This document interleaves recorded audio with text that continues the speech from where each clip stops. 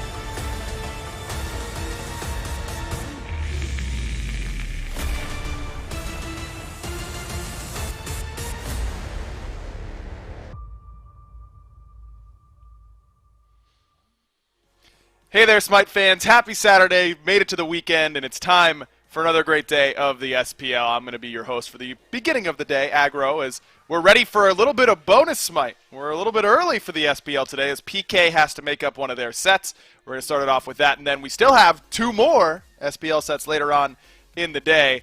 Joined for now by Mifflin, of course, on the desk is Miff. We've got a big one here today, particularly if you're a PK fan, as they're kicking us off with a pretty tough doubleheader. And there are plenty of PK fans out there certainly sweating right now. First coming up against Radiance for the makeup set.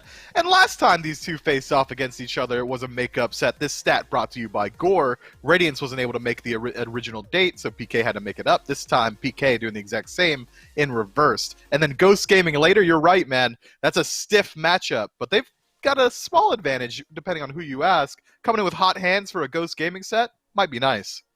Could be nice, but we haven't seen PK since 2 weeks ago, and when we last saw to this PK team, they looked absolutely fantastic. They had really taken the SPL by storm. I thought they were the hottest team in the whole league. They had won something like an insane percentage of their last few sets, but now they've gone on a break, and we've seen this exact same situation happen to their first opponent in Radiance, where Radiance came into Phase 2 having only one loss, something like 6 wins or 7 wins, and then they went on a huge loss streak on the back end of that break. What do you think it is about PK that could prevent that same situation from happening? Nonchalantness and veteranship come to mind. Scary D and Paul are two players that, in my eyes, I don't even think they know what's happening on the day of. You could ask them what they had for lunch earlier. They wouldn't be able to tell you, so I don't think that they really are going to be feeling too much of a loss coming after a small break. Zapman being in the league for so long, since the genesis of the league, I'd say. He's been playing professional Smite, so I'm sure he's no stranger to a break himself either. I just feel like this squad isn't one to let a small break get in their heads, whereas Radiance, a team that is still kind of on the backslide, still trying to recover from their break earlier in the split, I think that they are a little bit more emotional, which is why it may have affected them a teensy bit more. PK, on the other hand, I've got full faith. We might not even see even a decline in the player skill. This team has a lot going for them right now. They are the hottest team in the SPL as of 2 weeks ago. We'll see if they can keep that going today against a Radiance team that did not exactly look their best yesterday up against Sanguine. We saw them top-picking Tsukiyomi, where adapting did not look particularly good on that pick. It was set ADC for Cyclone Spin, which he had one fantastic game, but ultimately did not end up in a win. Despite the weird compositions in the 2-0 deficit they faced yesterday, it is worth noting that in Game 2, Miff, they should have won. They could have ended with about 22 minutes in, and just were unable to find the Titan kill. Not quite as bad as I think it could have looked if you're just looking at the results from yesterday. Yeah, legitimately 200 health standing between them and at least one victory on the screen. I think that Radiance is a team that is struggling a little bit coming off their break, but they're definitely on the mend. It feels like their decision-making come late game is cleaning up ever so slightly. Aurora has been able to adapt his playstyle to this new Radiance that we're seeing, this more reactive style, and he's also incorporating some of that aggression that we're used to seeing from him as well. Benji, one of the most consistent players in the leagues, I think is not really even a source of any malcontent from Radiance. I think that they're doing well. It's just whether or not they're able to close out these games, whether or not they're able to bring what we expect of them. And we expect great things. The fans expect great things as well, considering that this team is a super team. From conception, we knew that this squad has such a high top end. It's just surprising to see how long it's taken them to get back into their groove. They looked great at the very beginning of Phase 2. Maybe they can turn it around in time for the end of Phase 2, because we are getting pretty close now, Mifflin, to crunch time for a lot of these teams. They've got to get themselves right before Phase 2 playoffs. Excited to see what picks and bans are going to be here for game number 1, because these two teams have pretty unique styles. Radiance in particular clearly going with some very different looks as of late. I don't know if we're going to be seeing Tsukiyomi top pick for them necessarily, but that set ADC for Cyclone Spin, I think we could see him go back to that today.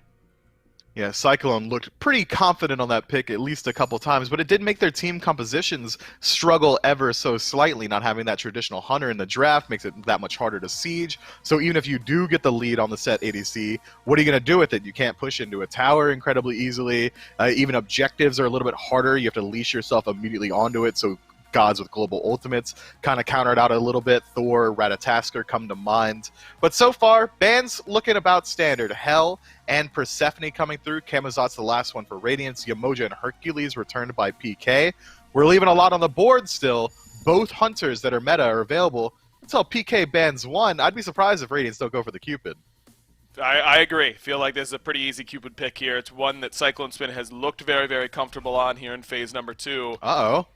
But a Morrigan hover, all of a sudden we're starting to see a lot of Morrigan play here, Mifflin. We saw Dardes play it in back-to-back games yesterday, if memory serves, for Space Station Gaming. Big Man Tings played it in both of their sets, or both of their games up against Sanguine yesterday. We didn't have a Smite game in the FPL yesterday where Morrigan wasn't played, and now, first overall pick, over the Cupid even. Are you surprised? I am surprised, especially considering that Amaterasu is still available, and PK certainly snatching that one up as soon as it comes their way. And PK also have the added benefit of, if they don't want to go to the Cupid, and I don't think they have to, they've got the premier Heimdall player in the league. Zapman absolutely loves this pick, and it's one of the best counter matchups possible. The Gallarhorn able to just zoom out and figure out where the Morgan is out through her stealth, one tick able to knock her out of it, or even if she comes in a little bit closer, you can knock her up away from you on reaction, just about to the sound of her starting up her first ability. I think it's very interesting they decided to pick it up so early in the draft, considering that Morgan is a relatively counterable character. Even Hebo has a very strong matchup, and he also has a very strong matchup as well into Tsukiyomi, but that one's a little bit more two-sided. If Tsukiyomi gets the jump, he should be able to shut down Hebo, assuming Water Spout is down. But so far, Radiance's draft, it's pretty interesting, and it's very execution-heavy with the top two. Man, it feels pretty familiar here, doesn't it? I mean, Morrigan, Tsukiyomi, Guan Yu, I believe those were their top 3 picks against Sanguine yesterday in game number 1. They were on the Chaos side, though, not necessarily Order, as Sobek is the pick here for PK, prioritizing a frontliner instead of something like that Heimdall, and we saw how difficult it was for Big Man to be effective up against Netrioid on that Heimdall pick.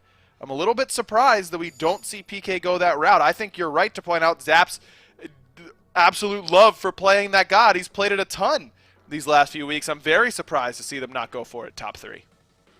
But the Sobek pick in of itself is not a question mark. It's very strong into this draft, able to disrupt the backline of Tsukiyomi's diving. All of a sudden, Tail Whip is able to get rid of the Kusari Gamma or even the Pluck to pull him in if you so need. And now Tsukiyomi, being largely a mobile god, should be pretty easy to shut down as well. I love having a Sobek in your draft, especially if you're not the sole initiator of your team, and he certainly isn't. This Amaterasu with the dazzling offensive should be able to start up a lot of their fights. So it's a good way for them to diversify how they want to engage inside of 5-on-5 engagements, or even through the 3v3 in mid. So I do like what PK have, but this is exactly what we expected. Radiance already identifying that Zapman loves Heimdall. Heimdall is good into our draft. Let's go ahead and tackle that one. The first ban goes his way, and now Robin as well, trying to deal with a little bit of early game pressure that PK were likely to draft through the jungle. Very clear that Radiance has gone back to the drawing board a little bit, trying to revamp their playstyle almost, and at least it seems that way to me.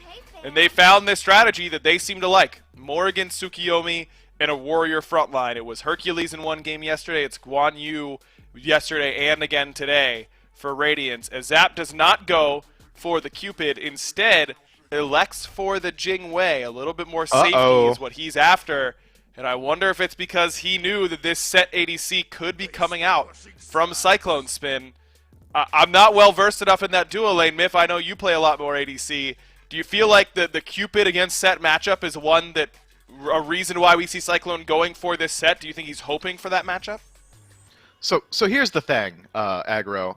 I don't want to play ADC into a set ever, because the second he ticks over to level 6, I don't think there's a single ADC in the game, barring maybe On Her, if Set's beads are down, that is going to win that 1v1 consistently. And I only like On Her because I can impale the man off me and then jump away in the opposite direction. Set is such a hand cannon with shrapnel in his veins that the second he gets the boots online, his ultimate's available to him, he should be able to run down just about anyone, which is why Heimdall and Jingwei stand out to me as the standout picks into a set. That additional layer of safety, be it through the Bifrost or the ability to literally fly like a Jingwei. I think that it makes sense to me that Zapman would go ahead and elect not to pick up the Cupid, because that's not nearly as safe. But set ADC is a double-edged sword, and now that we've seen this draft 3 times in a row from Radiance, we can accurately say if it doesn't work here, it might not ever see the light of day again. Definitely a risk a little bit by Radiance, but we've seen this composition work. They nearly beat Sanguine with it yesterday. Unfortunately, nearly doesn't help you at all in the standings. A 4 physical composition, Morrigan is your only magical damage. We saw that come back to bite them a little bit yesterday, but no Cthulhu to deal with like they had up against Sanguine. Excited to see how this Radiance comp works. Is the 3rd time the charm for the Morrigan-Tsukiyomi combo up against PK. We will find out soon enough. Let's throw it down to the casters for game number 1. That is the way the saying goes, Aggro. 3rd time is the charm, and that is what Radiance will need here. A lot of storylines to follow in this one. It is Dolson, Goremizer, and Doug on the Spectator for Radiance versus PK. Make sure you in chat vote 2 teams, 1 on a hot streak, PK, before their break. Radiance trying to get back to their hot ways. And Gore, I think there's a lot to look at here, most notably the way Radiance are starting this game. Look at the 5-man collapse onto Cubo. Fred, the disarm is in, but the damage just shy, and Fred will stay alive to live and fight another day. Same story, same comp, different part of the map, but, I mean, identical, it feels like, Paul? to what we got to see. Although Paul may be biting off one to get your Hebo at level 1, man. What are you doing here? You don't have any of your slow immunity. You're the slowest god in the game. Gore, what the hell? I'm sorry, Graham. You'll have to deal with that one. What was the what? What did he do? Why did he do that? Okay. What is the best case scenario there? You know, I'm fishing, man. I'm really reaching. I'm looking for it. I'm trying to figure out where that can make the difference. So here's where I'll cut it. Now you don't have to worry about losing first blood. Your lane phase can be perfectly fine. It's already gone. It's already out of there. I wonder if there was maybe some communication for the Knights is trying to try and pick someone off on the disengage from Radiance. But Radiance were all still grouped up, and Paul seems to have just stepped a little too far forward. Again, your Hebo, you don't have your Atlas of the Yellow River just yet. You don't have any of the mobility necessary, I think, to engage and disengage there. And, well, he uses his blink on top of that, so maybe it's just some aggression from Paul that they thought could read out, but now I think that's going to favor Radiance.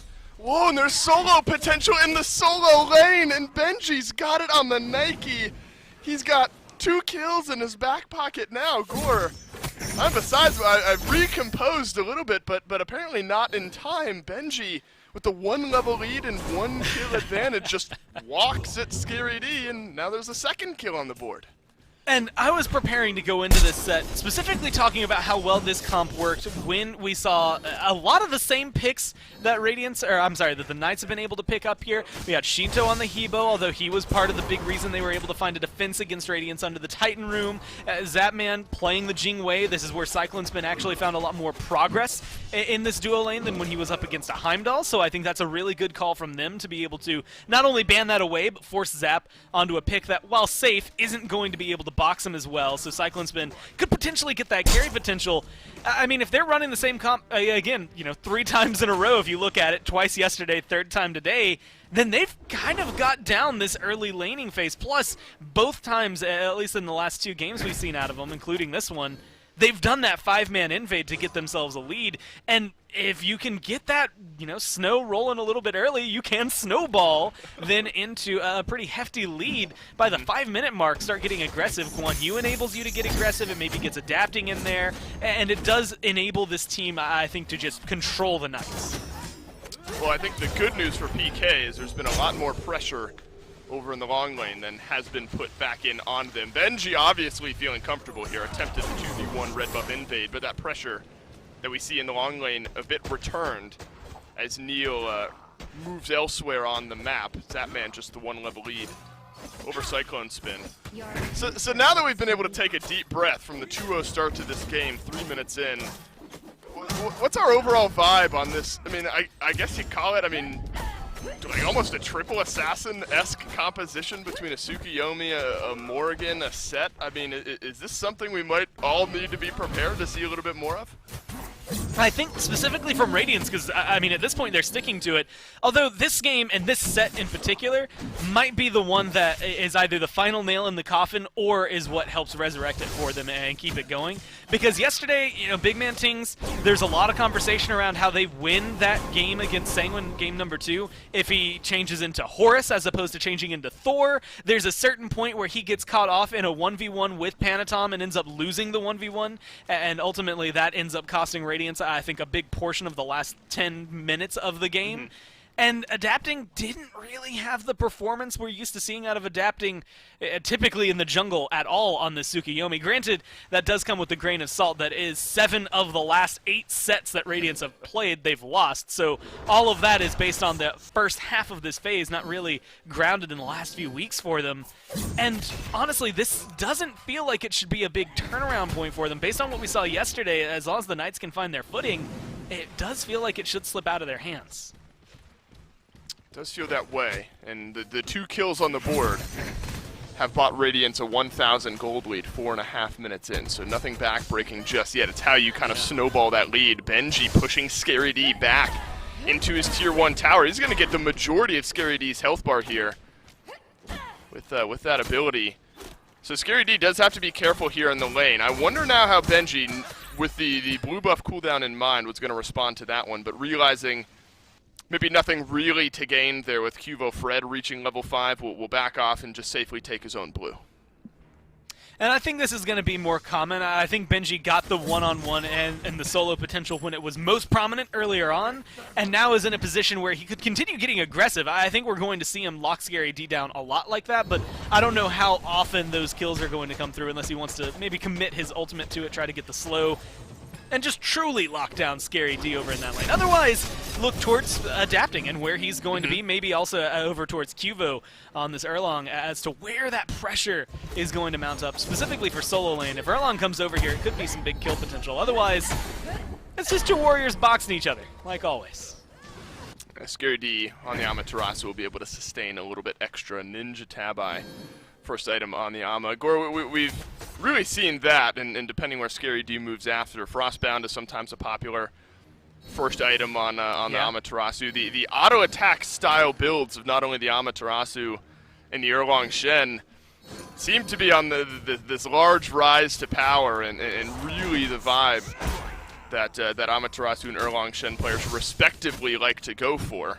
Scary D may be feeling like he needs a little extra wind-up time now, 2 levels behind there over in that solo lane, but there is sort of that inflection point where you get some of that early staying power in your items online, and then the Amaterasu, 1-2 levels behind whatever it is, it's going to be very difficult to deal with. This is one of those moments, specifically for Benji, though, where you have to look towards the relics. Nobody has a Sunder as of yet, but that is something that you expect to see from the Knights when you're up against a Nike late game. I mean, that's been something that's very big. So you already, as Benji, you're 2-0. Like you said, you have over a level lead up in the lane. And you're going to command at least one of the relics on the side of the Knights, and you know that you're going to draw their attention. The slow still persists, so that's something the Knights are going to have to deal with, but being able to get rid of that shield can at least help deal with Benji a little bit. But I'm surprised to see that they're letting him just continue controlling the lane. I think there's an aspect of Scary D not being too worried about losing himself. Like, he's not necessarily worried about another solo coming out. Yes, if he has to farm under tower, it's not the best for him, but you can see he's still looking for a little bit of aggression every now and then, getting a peek in on the blue buff and things like that.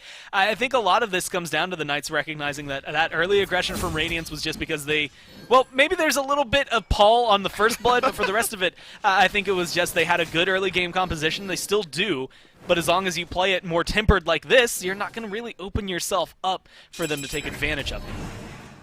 Yeah, right. Paul definitely made me lose my composure for a second at the onset of this game.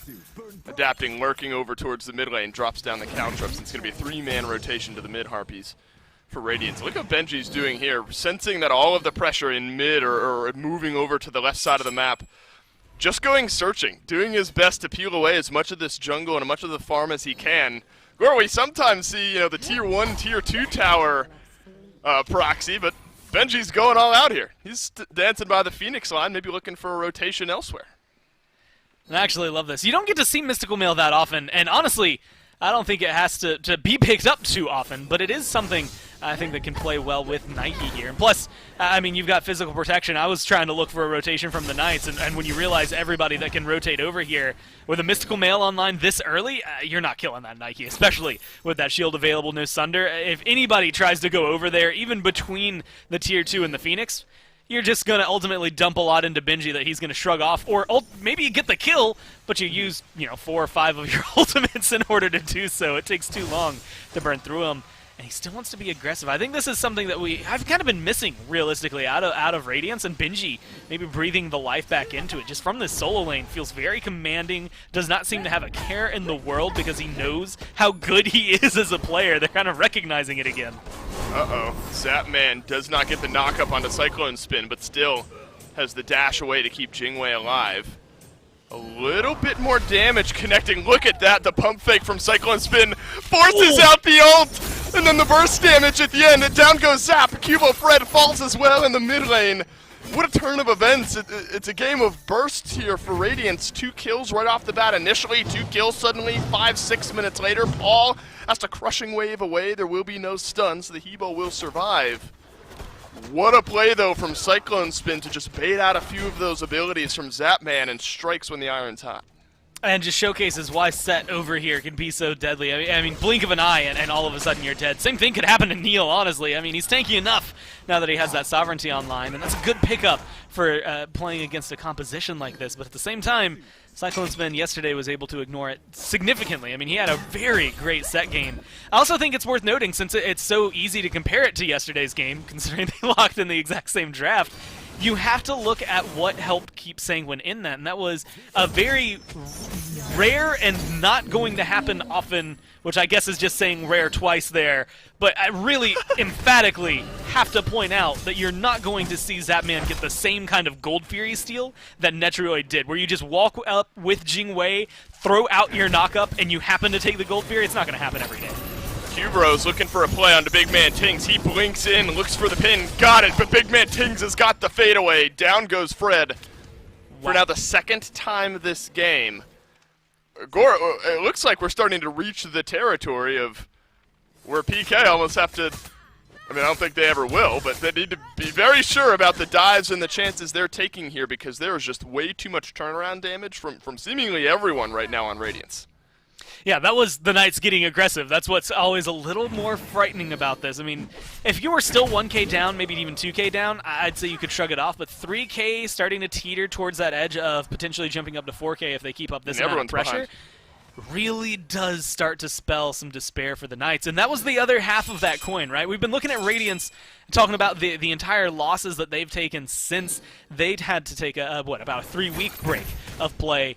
The Knights only had 1 week off. The question is that going to be a kind of refresher? Hey, you get a nice little week off, kind of like spring break, come back, feel reinvigorated, and you can tackle it? Or are you going to come back feeling the exact same way Radiance did, where your win streak means nothing anymore, where you were in the standings means nothing anymore, you're a different team for some reason?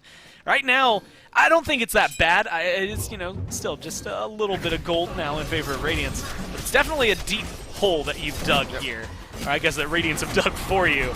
Now trying to fight it back, it's going to be very difficult for the next few minutes. You have to slow this game down dramatically if you're the Knights. That's not what Radiance don't like slowing these games down. Right, it's you come back from spring break feeling refreshed, or you come back feeling hungover, one of the two, and PK is looking hungover right now as the gold lead pulls itself. It was about 4,000, but I think a good response from the Knights to get the Pyromancer while we knew that Radiance we're all the way over there towards that Gold Fury. Igor, I guess in these sorts of moments, and it really sucks. I mean, it's 5 kills on the board. You're 12 and a half minutes in, but effectively everyone is behind, most notably adapting 2 levels over Cuvo Fred. The Erlong Shen, a real tough go of things here. Maybe that's all you really can do, is try to pull away a Pyro or sense where Radiance is overextending on one side of the map or another. And just get those little gold spikes wherever you can, because even in a moment like this, you know that Radiance is all moving into your side of the jungle. I'm just not sure you can do anything about it.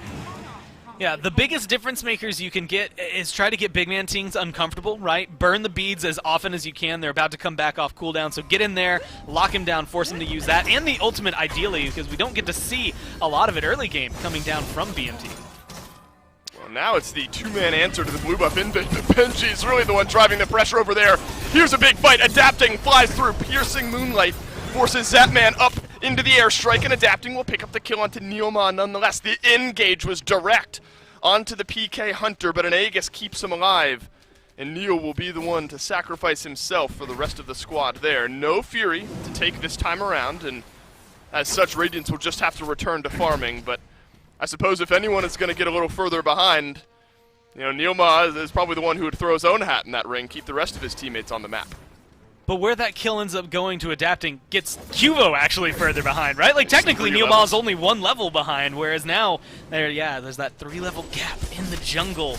That feels a little awkward. Plus, again, hearkening back to yesterday, BMT, a lot of these engagements when they started to get to the 3v3s, or even some of the 4-on-4s, 5-on-5 engagements throughout the latter half of the game, you had adapting going in with his ult, and then BMT ulting into the Tsukuyomi to go in with the ult again, just to make sure you get to the backline. It's a very good, very easy, clear, safe engage tool, because you're going to have those immunity frames while you're going through, and for someone like Paul, that means that you can get shredded very easily. Same thing there for Zap in the later half when he starts joining these fights. They're very easily able to rotate to the backline there. And they were able to look pretty good doing that, even though they would ultimately end up dying. Adapting, again, not a great KDA, same thing for BMT. They just kind of set up the stage for Cyclone Spin to come in and just run house with everybody, sweep through anyone that was left behind. And if they can just do that again, the Knights are not in a position like Sanguine. Aurora's onto Scary D here. It's a stun onto the Amaterasu, piercing Moonlight from Big Man Tings as he's transformed into the Tsukuyomi, and go right on cue. There's some of that safe, easy, free engage as Big Man Tings will complete the transformation and complete the kill. Right in a moment where you're saying maybe you can get this Morgan to feel a little bit uncomfortable. Now she is 2 levels ahead, and Scary D was even, but now 1 level behind. Radiant's just slowly starting to build things up here. Was a 3,000 gold lead, now up to 5 over the last couple of minutes. So 2,000 over 2 minutes. I mean, it's great growth here from this Radiance team, something I would like to invest in myself. And you got the Fury coming up here in about 1 minute and 15 seconds. Gore, you might even be looking at an early FG if you're Radiance, but they've got all of this map seemingly under their control. And realistically, this is just a great turnaround. Again, yesterday was the first time we got to see Adapting play Tsukuyomi, and the first time we got to see BMT on the Morrigan. And the first game left me wanting for a lot more. The second game left me curious, but thinking it wouldn't be the top picks for them anymore. Both of them being top 2, once again for Radiance in this game, it kind of indicates how much they believe in it, and this is what we were really missing out yesterday. I mean, I think if you're a coach, again, this is the one where you're like, all right, bet it all and lose, right? If you go in with this and it ends up losing you the game, then you put it away forever. Both of you have played it 3 times, you've lost 3 times, just go ahead and pocket that one. It did not work the way you wanted it to, or maybe bring it out with some different comps. But if this one continues this path, I think it's a great showcase for why BMT keeps picking this Morrigan up. I mean, so far 3-0 and 2, he's been very impactful, and in combination with Adapting, again, they get to the backline real easily and control these team fights. There's a small win for PK, a blue buff invade brought to you by Scary D and Neil. And Benji is going to have to wait until the next one for really the first time this game. Neil now rotating over towards mid, but Big Man Tings will be able to stealth away. Oni Fury respawns. This one will be looked at by Radiance, and really no rotations. That man might just poke his head around the corner, and instead he's just going to go for the Harvey. That's a free Oni Fury over to Radiance. This is what PK did last time. Immediate answer over to the Pyromancer. Benji is in range, though. You might be able to collapse for the first kill this game, but look at the respect for the rotation power of Radiance. PK will walk away. Well, it's 7,000 gold now that separate these two teams. Oni Fury is only going to give more pressure over towards Radiance. And I will say, all of this sponsored by this Guan Yu. I love this pick. I think yesterday I got to talk about it a lot. Well, we'll have to hold that thought now. Engage in the back line from Benji here. Cubo Fred, he's lost half of his HP. A roar dashes on in, stuns down 2, and Big Man Tings from range will get it done once again. Cubo Fred, for the 3rd time this game, eats way too much damage on the onset of the fight. Radiance, though, maybe looking for a little bit more. It's still a roar and adapting, rotating over into the red buff. Zapman forced up and over into the airstrike, and safety found into his tier 2 tower. But Radiance, they're not happy with that. Cyclone Spin re-engages, and Paul will fall on the back end of things here. Slow playing as the Oni minions work their way in towards the tier 2 tower, and PK, they got to give this one up. Yeah, this is just a territory where you have to absolutely, like you said, give it up. I'm looking down towards the relics. I'm watching what the Knights are doing in these team fights, and I'm just trying to compare what they are doing compared to what we saw Sanguine doing yesterday. First off, nowhere near as scrappy. They don't seem as willing to fight. No kills on the board for the Knights in 20 minutes, and they don't have the same amount of upgraded shells. Yesterday, Sanguine had 4 of them to help deal with all of the auto attack damage they would be taking from someone like Big Man Tings when he's transformed or adapting in Cyclone Spin. They don't seem to have anything to help deal with these assassins, and as such, well, you get Neil Mod right there. You just get melted from 100 to 0. This Fire Giant is still open for him. Well, Pyromancer will be easier to confirm. The PK now fully respawned. So, Neil does his job, stops the FG, and gets the rest of PK on the map, but it's still a small gold spike nonetheless for Radiance. Gore, there's no correct answer to this question, but I do want to hear what your answer will be. Yeah. How many Berserker Shields do you think is the right amount of Berserker Shields for PK to have on their team right now? And why is it 3? Well, I was going to say at least 3, at a minimum. Well, I think it is going to be helpful for them, but it is one of those maybe question mark moments. I think if you're looking at Zapman, it's survivability. Actually, if you're looking at all of them, it's survivability that's coming into the question. I think for Scary D, it's in that Amaterasu build. It's already kind of locked in there with that Frostbound, so it's not too surprising to see that one picked up. Maybe one of those items you can teeter in or out for something like an Erlong, but for Zapman, it is strictly I am getting killed way too fast. I cannot hold my own against something like this set. I need some survivability in the backline. Give me any sort of protections that are physical, and that's good enough for me because it's going to be able to stop 4/5 of Radiance's damage from coming through as strong as it was. Unfortunately, it just means that you get melted, maybe slightly slower. They haven't really showcased the propensity to turn anything around yet on the Knights. And now that Radiance have that Fire Giant, I don't know, Dave. It just doesn't. I don't have a lot of confidence in them being able to bring things back. This feels very, very demanding from Radiance already, and commanding. Yeah, I think I feel the same worries that you do there. Big Man Tings uses the transformation to the Hebo, just a crushing wave the Fire Giant down, the last bit of damage there. So no Morrigan ultimate, at least for the next little bit of time here. And an interesting build from Cyclone Spin as well, Gore. I mean, maybe this is sort of what he was looking for yesterday as well, but Hydra's first item, and then double shields, Berserkers, and Glad. See what Benji's able to do here, though. Paul and Zapman, the squishy targets for PK, being chased down by Benji here. And if anything, we've seen that Radiance are willing to do just this. Drop the Sentinel of Zeus. Paul, quick enough to work away, but here comes Aurora around the corner. Piercing Moonlight connects, and adapting makes Paul pay for standing anywhere outside of his Phoenix line. Zapman will escape, but Radiance have gotten another, and now they can start to work down some of these towers.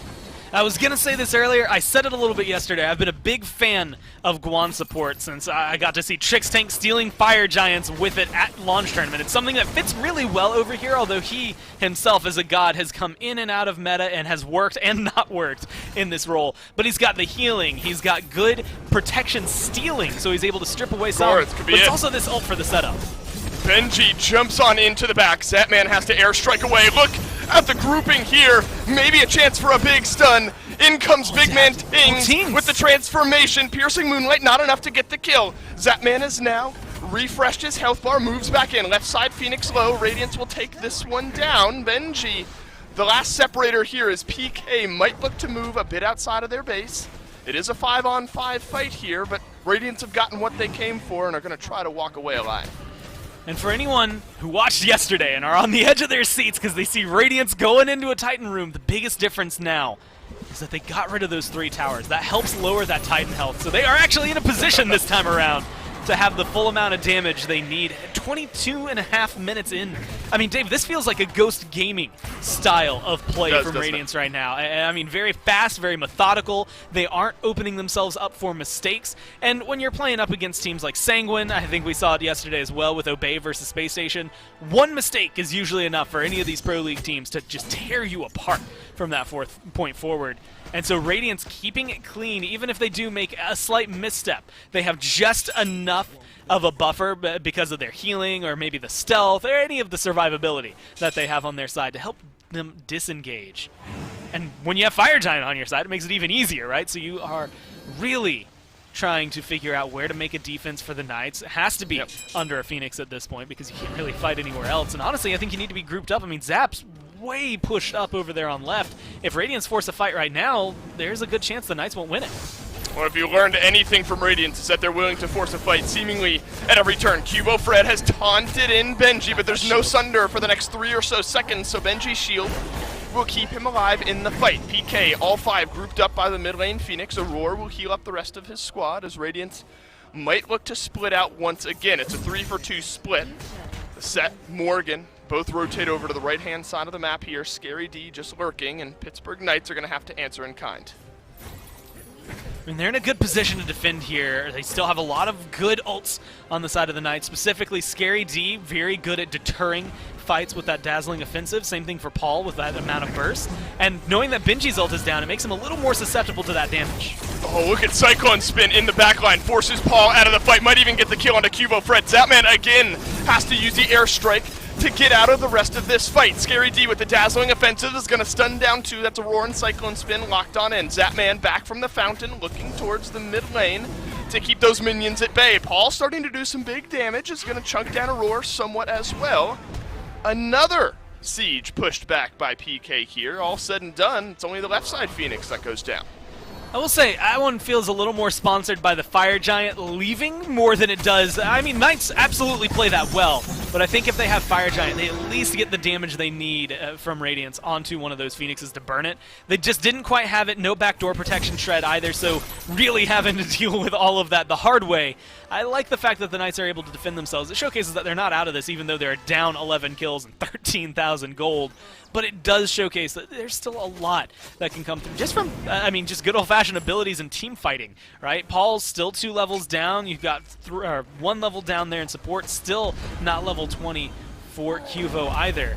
And so they're definitely still at a pretty large deficit at that.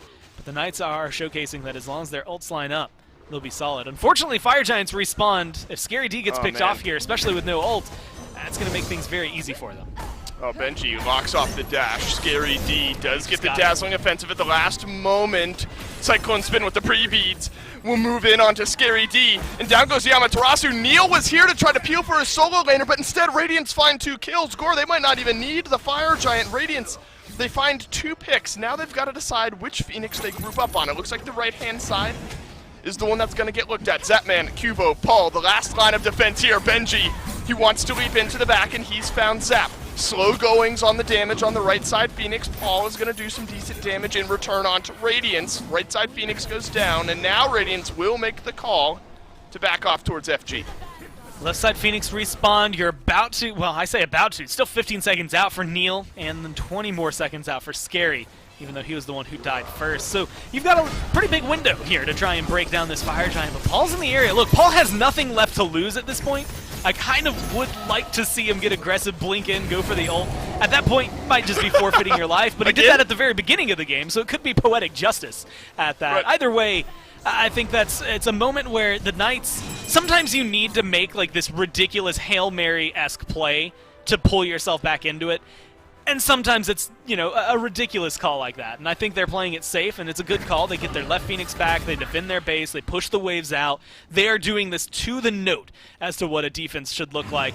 Wait for the respawns. Honestly, don't leave much further beyond your buff line. And just feel confident in your ability to shake them off around a Phoenix. You know with Fire Giant they're going to go back for the left because it's already weakened. Honestly, you might as well just be preparing yourself for, I would argue, a Titan defense, maybe a mid-Phoenix defense, because I don't think there's going to be a lot to be said around this left side. It should disappear relatively quickly. Yeah, PK, if the way the end of the game goes is anything like First 27 minutes, they might need to be preparing themselves for picks and pans for game number 2. Zapman learns the hard way that Cyclone Spin, he hurts if he jumps on you. Adapting with the Piercing Moonlight will catch out onto Paul in the back. A shell used and a crushing wave defensively will keep Paul out of the fray, but Benji jumps right back in. Paul has enough damage to lock down a kill onto Adapting. PK have found their first kill of the game 28 minutes in.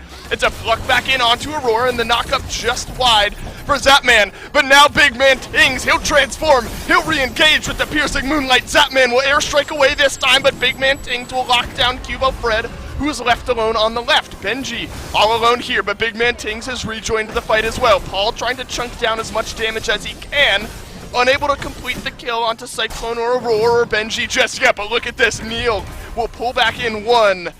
PK might have to give up the rest of this chase here, but I'm not sure Neil is ready to do so. I mean, they can keep going as much as they want, but if you grab Aurora or Benji, you're not going to get the kill. I mean, they're so tanky, and they want to go back in. Benji goes right back in, and it's Scary D stunned down by Aurora, and the Tallow Assault will get it done. Big Man Tings moves in onto Neilma as well. It's Paul, it's Zapman, and it's 4 from Radiance working their way in towards the Titan room. There is a crushing wave ready to go for this Hebo. Might be able to do the last bit of damage. Cyclone Spin moves in. Radiance have been here before, and they left in defeat in the previous time they attempted this one. Zapman into the fountain. Re-sustains himself back in. Benji juggling the pressure. Paul crushing wave stays alive. And Radiance are going to have to walk away and maybe retry here in a minute. Man, they've got 2 waves of fire minions with them, but it's the right call. Again, it's safety that has to come into play here. Well played by the Knights, I think, to keep them off the Titan that long. Unfortunately, it does cost them a lot. That re-engage is the most questionable part, though. You can see, as you had kind of called it, Neil wants to go back in, but ultimately just sets themselves up for someone to run through and kill them all. And now Adapting's back. He's the only one on his team to die, so is the feeder this time around. But I think this is also the portion of the game where we have to issue, like, I think a formal apology to Big Man Tings. Like, yes, yesterday didn't go your way, but I'm sorry I doubted your Morrigan. 7-0 and 7, absolutely rocking it this game. I think showcasing exactly why they've been first picking it again. This has been very solid from him. Between that and now, Benji looks like he's going to find more.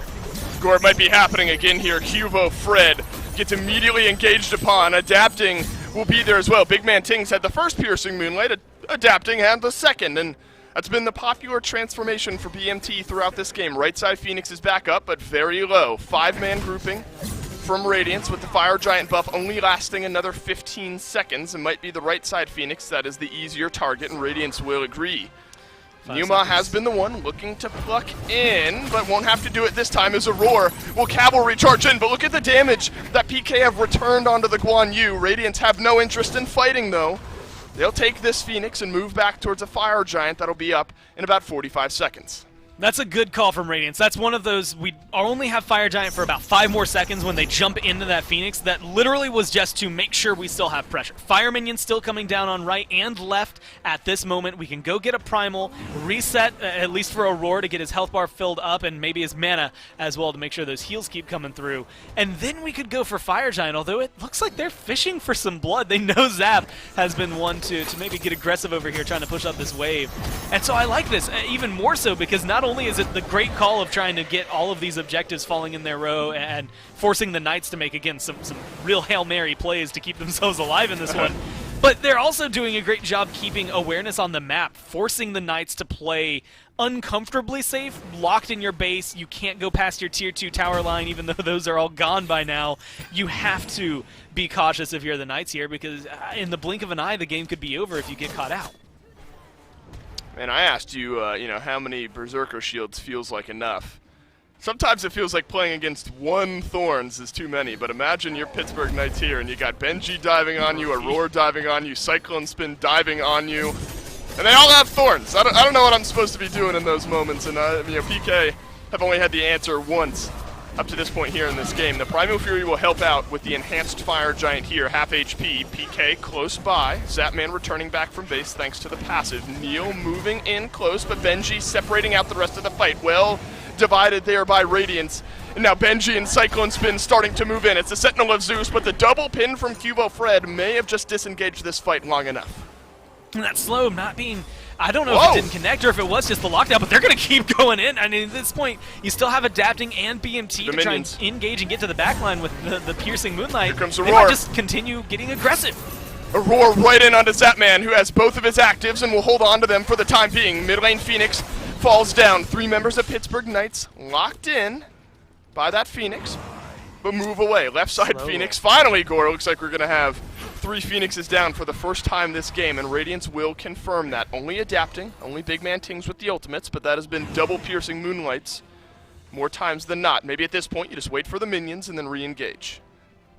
This is one of those moments, I feel like the plus sides, downsides. Plus sides, Radiance have looked phenomenal this game. Downsides, I feel like with that lead, the fact that we're 33 minutes in, is showcasing that they're having a lot of struggles, just like yesterday, trying to get in and kill the Titan. Granted, all 3 Phoenixes down, Fire Minions on right, they're soon to be joining them on left and mid. They should be able to get aggressive here. Ults are coming back up for them as well. Getting aggressive isn't going to be difficult. Benji, no Sentinel of Zeus, but all of the other ultimates for Radiance have come back online. And here come the minions, pouring in the mid lane, pouring in the right lane. Titan at this point will be at its weakest point, and there's an enhanced fire giant for Radiance.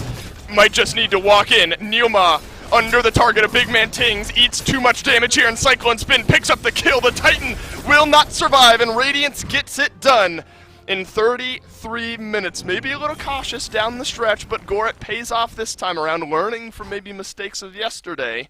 And Radiance pick up a win in game 1. I'll admit, I started to hold my breath. I saw the double knock-up come out there from Paul, and I'm just like, oh no, it's about to happen again. Like, if it happens 3 times in a row, you avoid the Titan at all costs. You just try to get him to F6 at that point.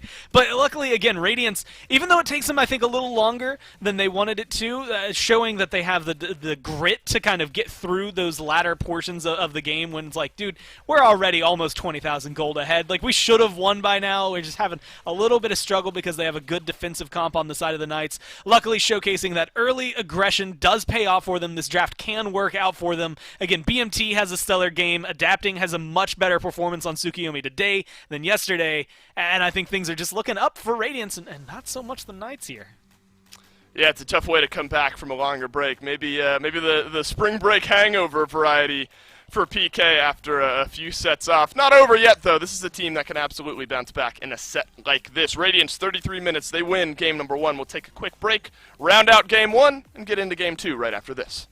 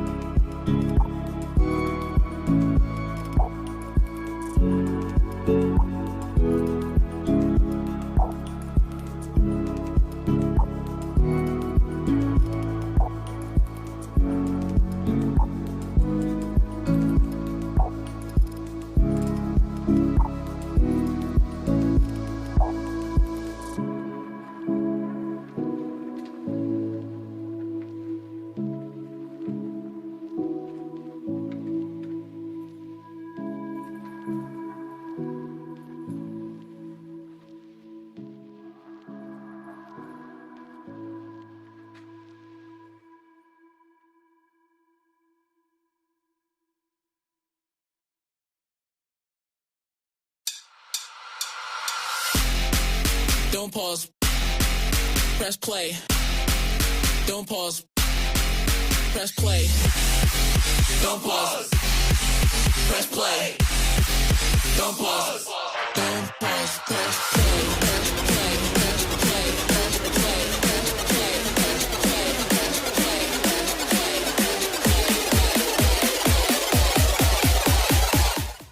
play. Press play. Press play. Press play.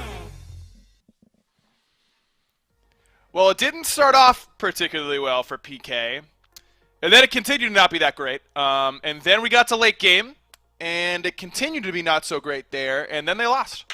That's your Game 1 summary brought to you by Aggro. Myth, Paul blinks in, pre-minions, dies. Scary gets soloed like wave 1 or wave 2, dies. Yep. And it took like 30 minutes for PK to find a kill in this game. Obviously, Radiance played very, very well, but I think PK clearly looked a little bit rusty in Game 1.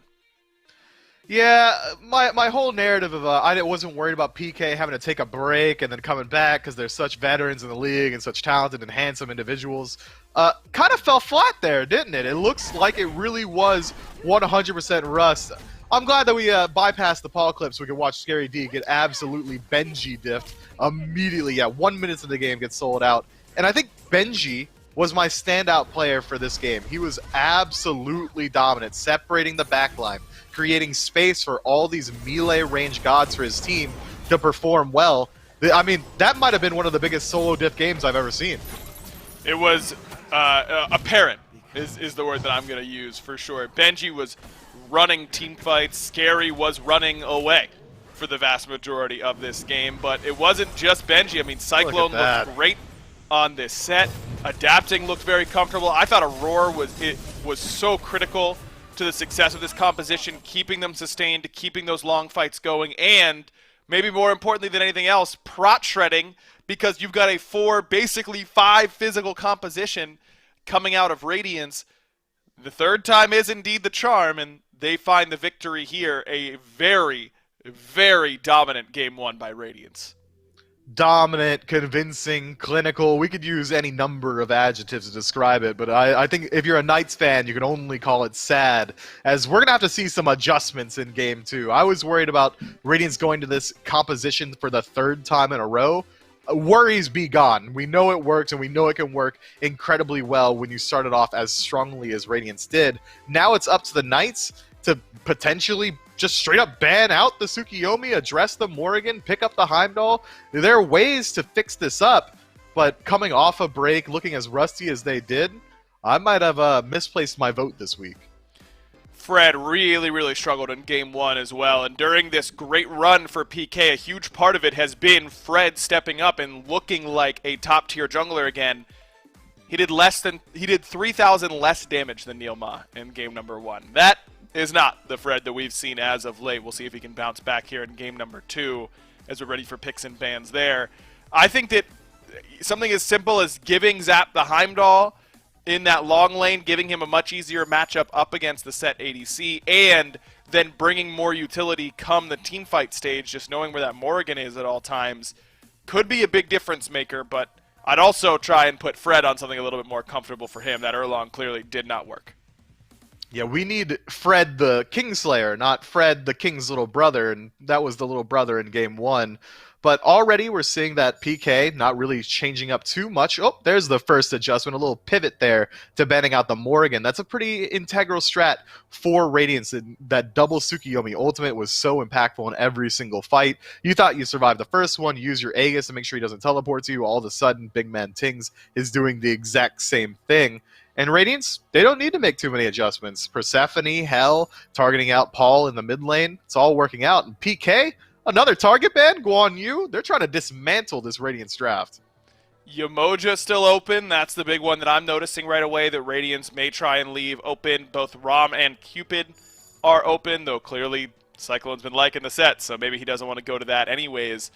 PK now, without Yamoja available, have to choose between someone like Rom, Cupid, and of course we've got to worry about what we're going to see out of that Amaterasu, but the Ama didn't work so well for Scary last game. Wouldn't surprise me if they don't want to first pick that after that performance that he just had, and indeed, PK is going to go with the Rom. Look, I don't think we have to be too worried about Scary D picking up the Amaterasu. It's not often in the SPL or really anywhere that you see a soul laner get bodied out that early on. And when you have a lead like Radiance did and the draft that they had, it's going to work out incredibly well.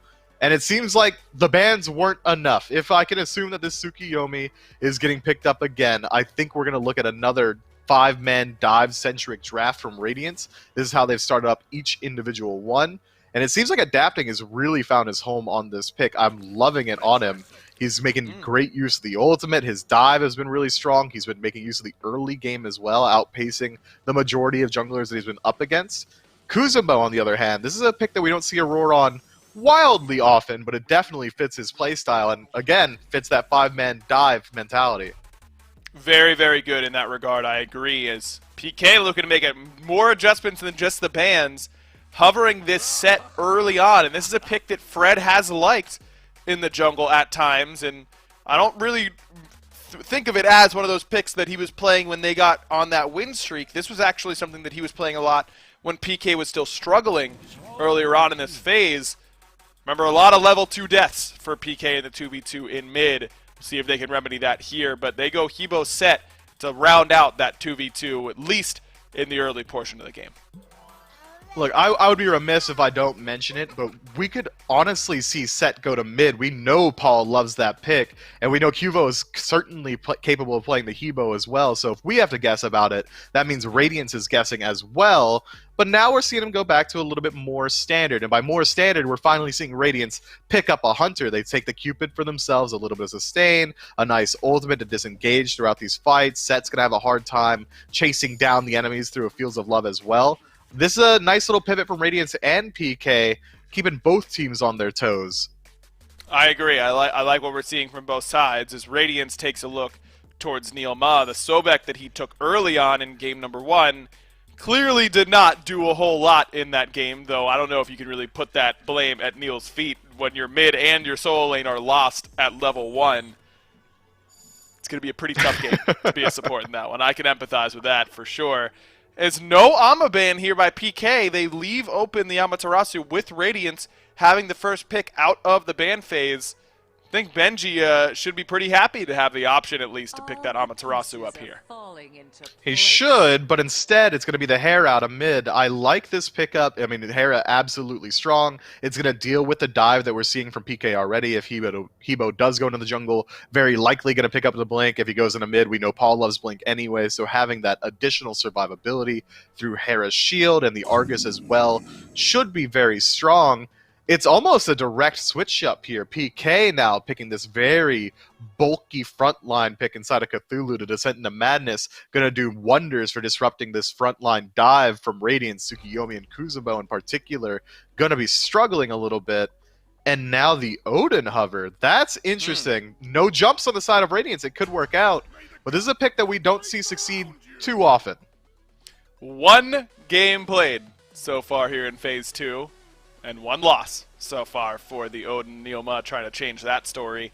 And you're right, no leaps available on the other side, at least quite yet for Radiance, but Piercing Moonlight, you can use that as a mobility tool. Now they pick the Nike once again for Benji, so he doesn't have to worry as much about that Odin cage. PK a little bit hard CC light. I mean, you're looking at the stun from Odin, single target, not always guaranteed. The knock-up from Hebo, mostly the same thing, and that's kind of it for hard displacement. You've got the Cthulhu dash and the knock-up from him in the transformation, but I don't know. This PK draft seems to be pretty execution-heavy. Not a lot of guaranteed setup here.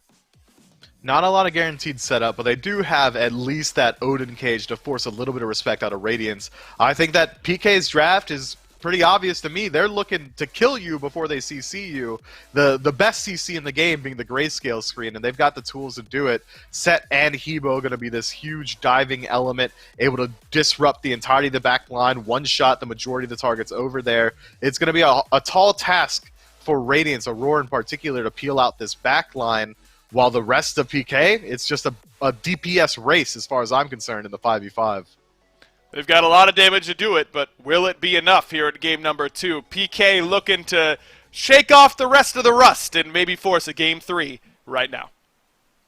Well, hey, the thumbs up for PK in game 1. They didn't get completely blanked. There was a kill on the board by the end of things. Still Dolson, still Goremizer, still Doug for game 2 between Radiance and PK. And Gore, it's still set, but not in the Radiance draft. This time around it'll be Paul out of the mid lane piloting the set, granted a massive piece of the Radiance puzzle there in game 1.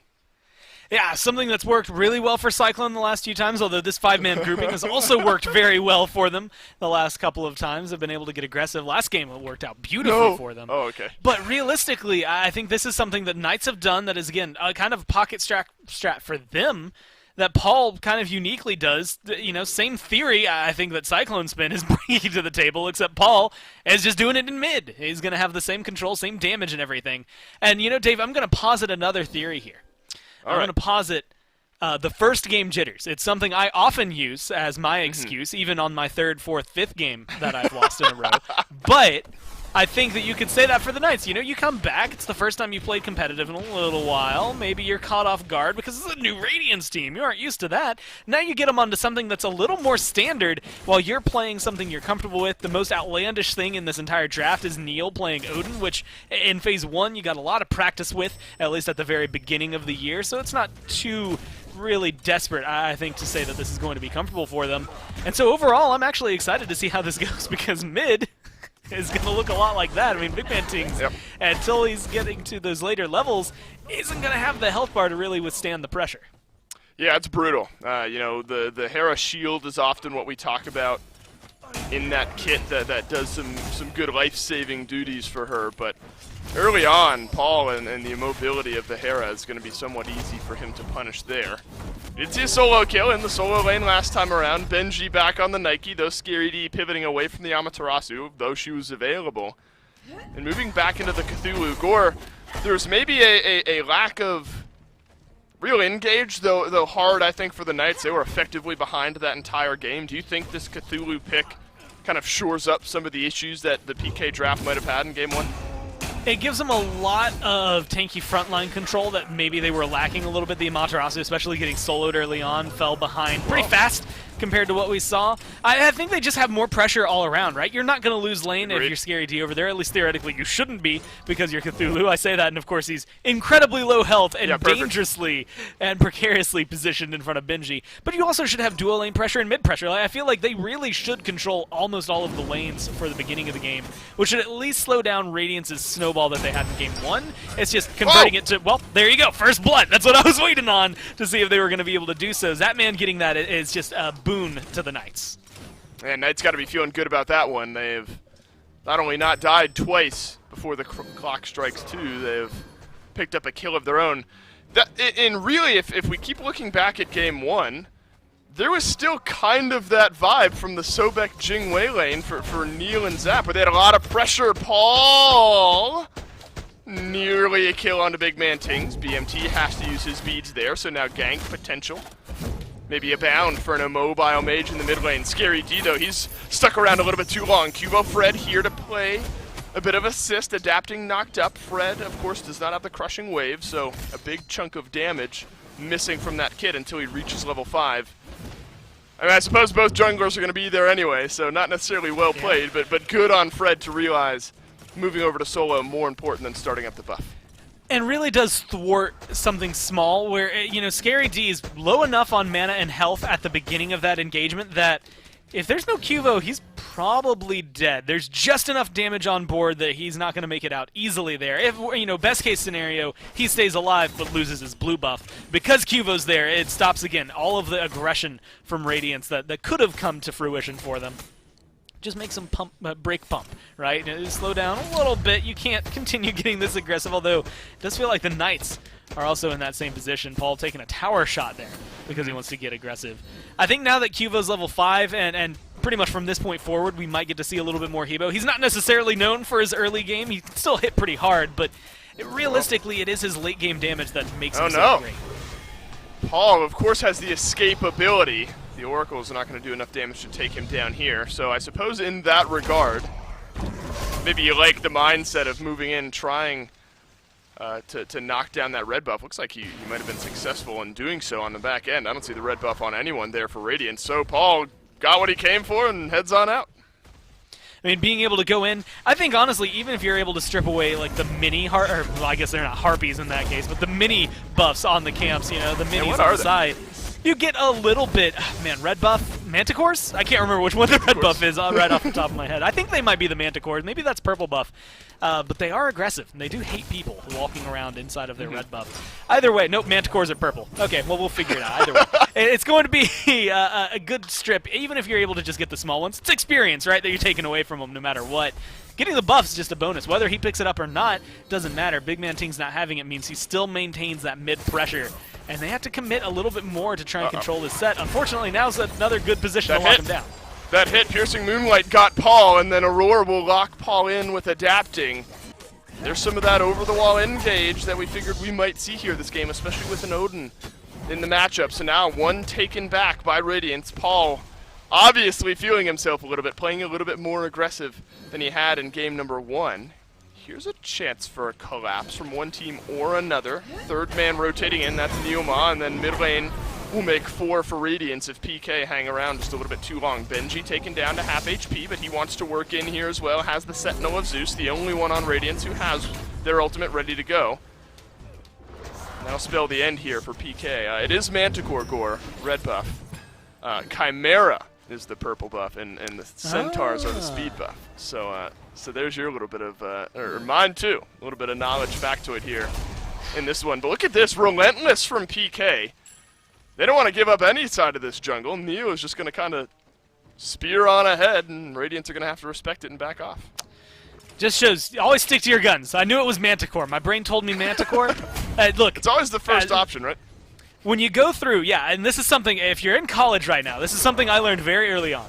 If you immediately think this is the answer, maybe you do, like, go back and double check to make sure, like, you still think that, but, like, if you start convincing yourself out of that answer, you're going to choose the wrong thing, right? Every exam I ever took, I'd have a question, I got it wrong for that exact reason. It's very, very strong, the ability to talk yourself out of the right answer. Sometimes it just has to happen. Either way, being able to kill off even the mini Manticores, always beneficial here, whether they're over there on your side or on their side of the map. I think this is good from the Knights still, but it kind of feels slow. You know, when I see Odin this early on, I want more out of him, to like say the least. I think he could get a little more aggressive. Granted, I think Aurora, Cyclone Spin are going to be difficult to engage on. Aurora maybe too tanky at this point really to lock down as easily, although should still be easily done. He can dash away.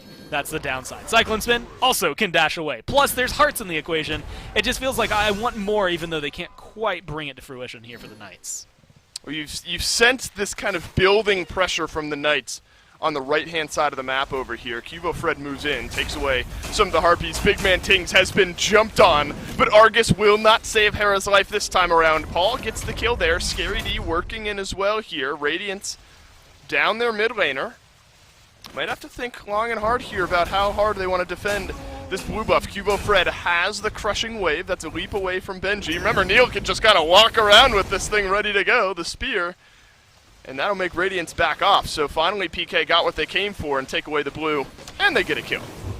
Man, that's some beginning of the year flavor, right? Like one of those things that I think that was very heavily noted, because that was when the rework for Odin was very prominent. But it is still worth noting, right? That long-range stun that comes through, if you charge it up, you can just walk through the jungle with that thing at a certain point. I won't be surprised if we catch Neil doing that pretty often. I mean, there's going to be certain moments where maybe he's going to look for farm, and so having the jump and shield combo available to try and clear the camps out a little faster is going to be better. Wow. Otherwise, I won't be surprised if he's running around just arm up, ready to go in the event that he finds somebody.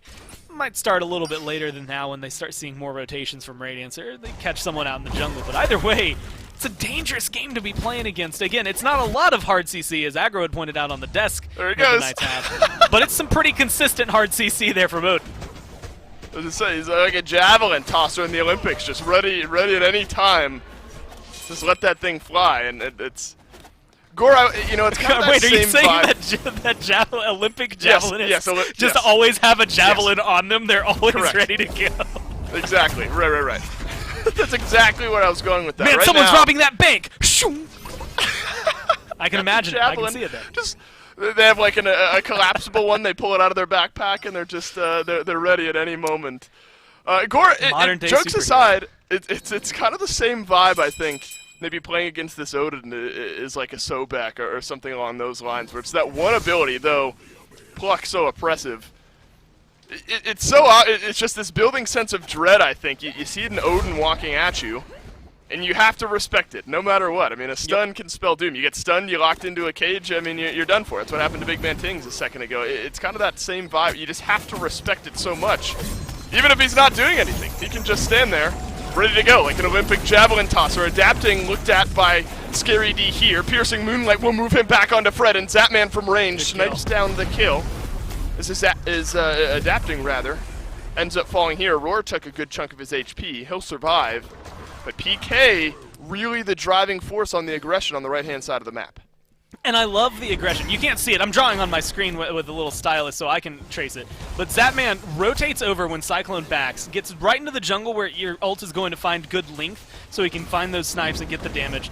Runs down to backs, runs back to lane, never has to worry about anything, just now takes that Alpha Harpy because Cyclone he backs to base, walks towards mid, and then makes the slow, long rotation back over there to long. So at the end of the day, Zapman not only goes over and gets a big kill, he doesn't miss out on any farm. If anything, he's at a net positive now compared to Cyclone. And just seeing things like that, I think, is a good call from the Knights. An almost drastic comparison to what we just saw in Game 1, and kind of lets me go back to what I had said earlier. It does feel like that might have been almost literally just a warm-up game.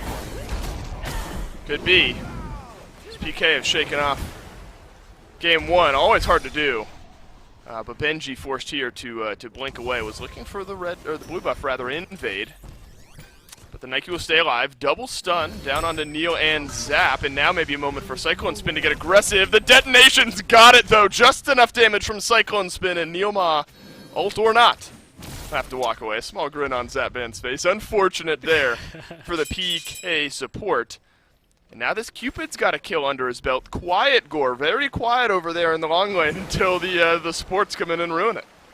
It is the downside of a non-traditional support, which I guess is to say non-warrior support. Although Paul right now going to find out what it's like playing against an actual Guardian. And there's again a great shot from Adapting.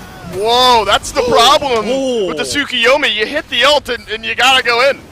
That's it. And Paul, the mobility, the ability to bring Adapting back beneath that tier 2 tower, bites Radiance there. Now Neil moving his way in there. Zapman has Argus looking at him, but he'll be able to snipe down some damage onto Aurora. Scary D is separating the back line from the front line here in this fight. Aurora will end up falling, and it's Zapman who gets the kill. And Gore, look at where these kills are happening, right by the Gold Fury for PK.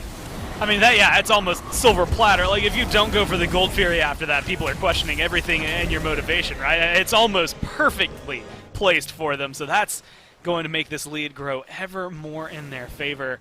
Great signs of life, I think, coming out from Radiance, but like you said, maybe an overcommitment there, which isn't necessarily anyone's fault other than the ult from Tsukiyomi forcing you to go in, even when it might not be the call. Plus, I mean, how often do you factor that in? Hey, this guy's one hit from dead. Oh, by the way, Cuvo's going to be there and make it so that if you're there even for a second longer, you're just eradicated. Paul being able to stay alive there is big for the Knights. And even more, I think, showcasing where Radiance's weaknesses were, that Sanguine yesterday were able to control, and I think the Knights are figuring them out here, slowly but surely trying to figure out where they're going to get aggressive and retaliating very well. Good rotations consistently that are locking down anyone on the side of Radiance because they overstep. Well, Neo has been doing a fantastic job, I think, of being some of the driving force behind the pressure here for PK. 3 out of the 5 kills he's assisted. Only Cubo, with 4 assists, has participated in more for PK here. He's gone for the sledge. We know the Warriors love that item. Bit delayed on the Thieves, so Aurora immediately will have maybe a little bit of extra team-wide help in his item build, but Neo with that sledge gore can maybe get in the action and feel more comfortable in doing so. Yeah, should be pretty, tanky-ish, right? Tanky enough to be able to go in there, get aggressive, get some damage, and survive long enough. I'm still waiting to see if he's able to get some good ults coming down. There's not a lot of escapability on the side of Radiance, although that'll probably come more when Cyclone Spin, Big Man Tings are more grouped up, and some of those later team fights, because as of right now, it's really only useful against one or the other. They're never close enough to lock them both down. Even Adapting could get locked down in there unless he can ult his way out, which would be just impressive all around. But right now, it just feels better for the Knights, right? I mean, look down at Zapman's build. Doesn't have to go Berserker's Shield this time to try and deal with something like an Assassin for the protections. Yes, you get attack speed and you get some power and stuff, but at the end of the day, you want this build as ROM in this kind of scenario because it's going to help you shred Aurora and Benji and adapting at any point in the game, as well as structures. And honestly, even though they're squishy and they're not going to have a lot of procs, you can kill off Tings and Cyclones. Oh no, that is just one rotation and then one last bit of water hands damage from Cubo Fred to get rid of adapting, and that is not all that flashy. You get crushing waved and then water hands twice, and then you're not going to live if you're adapting here. That's a Doom Orb and then into the pen tree a little bit for Cubo Fred, and that's the amount of damage he's already doing. Argus, though, is going to return a good bit of damage here as well. It's Neil being chased down by the ultimate from Big Man Tings. The cage drops over as Paul makes his way into the fight as well. Aurora tanky enough, pushes back Paul, who immediately beads the push in order to turn around the damage. Big Man Tings has been chunked, and Zapman completes the kill. What an engage from PK to find 2 more.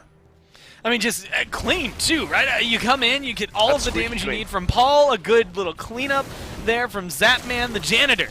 That is coming through here for the Knights as of right now.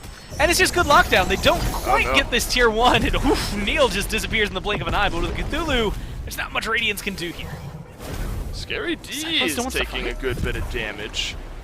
Cyclone Spin will end up backing away, just take the 1 kill and head on out. So now 4-0 for Zapman, and Gore, I think Zapman has just positioned himself so well to just be right where these snipes need to connect in order to capitalize, right? And I think it's a perfect kind of pivot where he's got 4 kills online.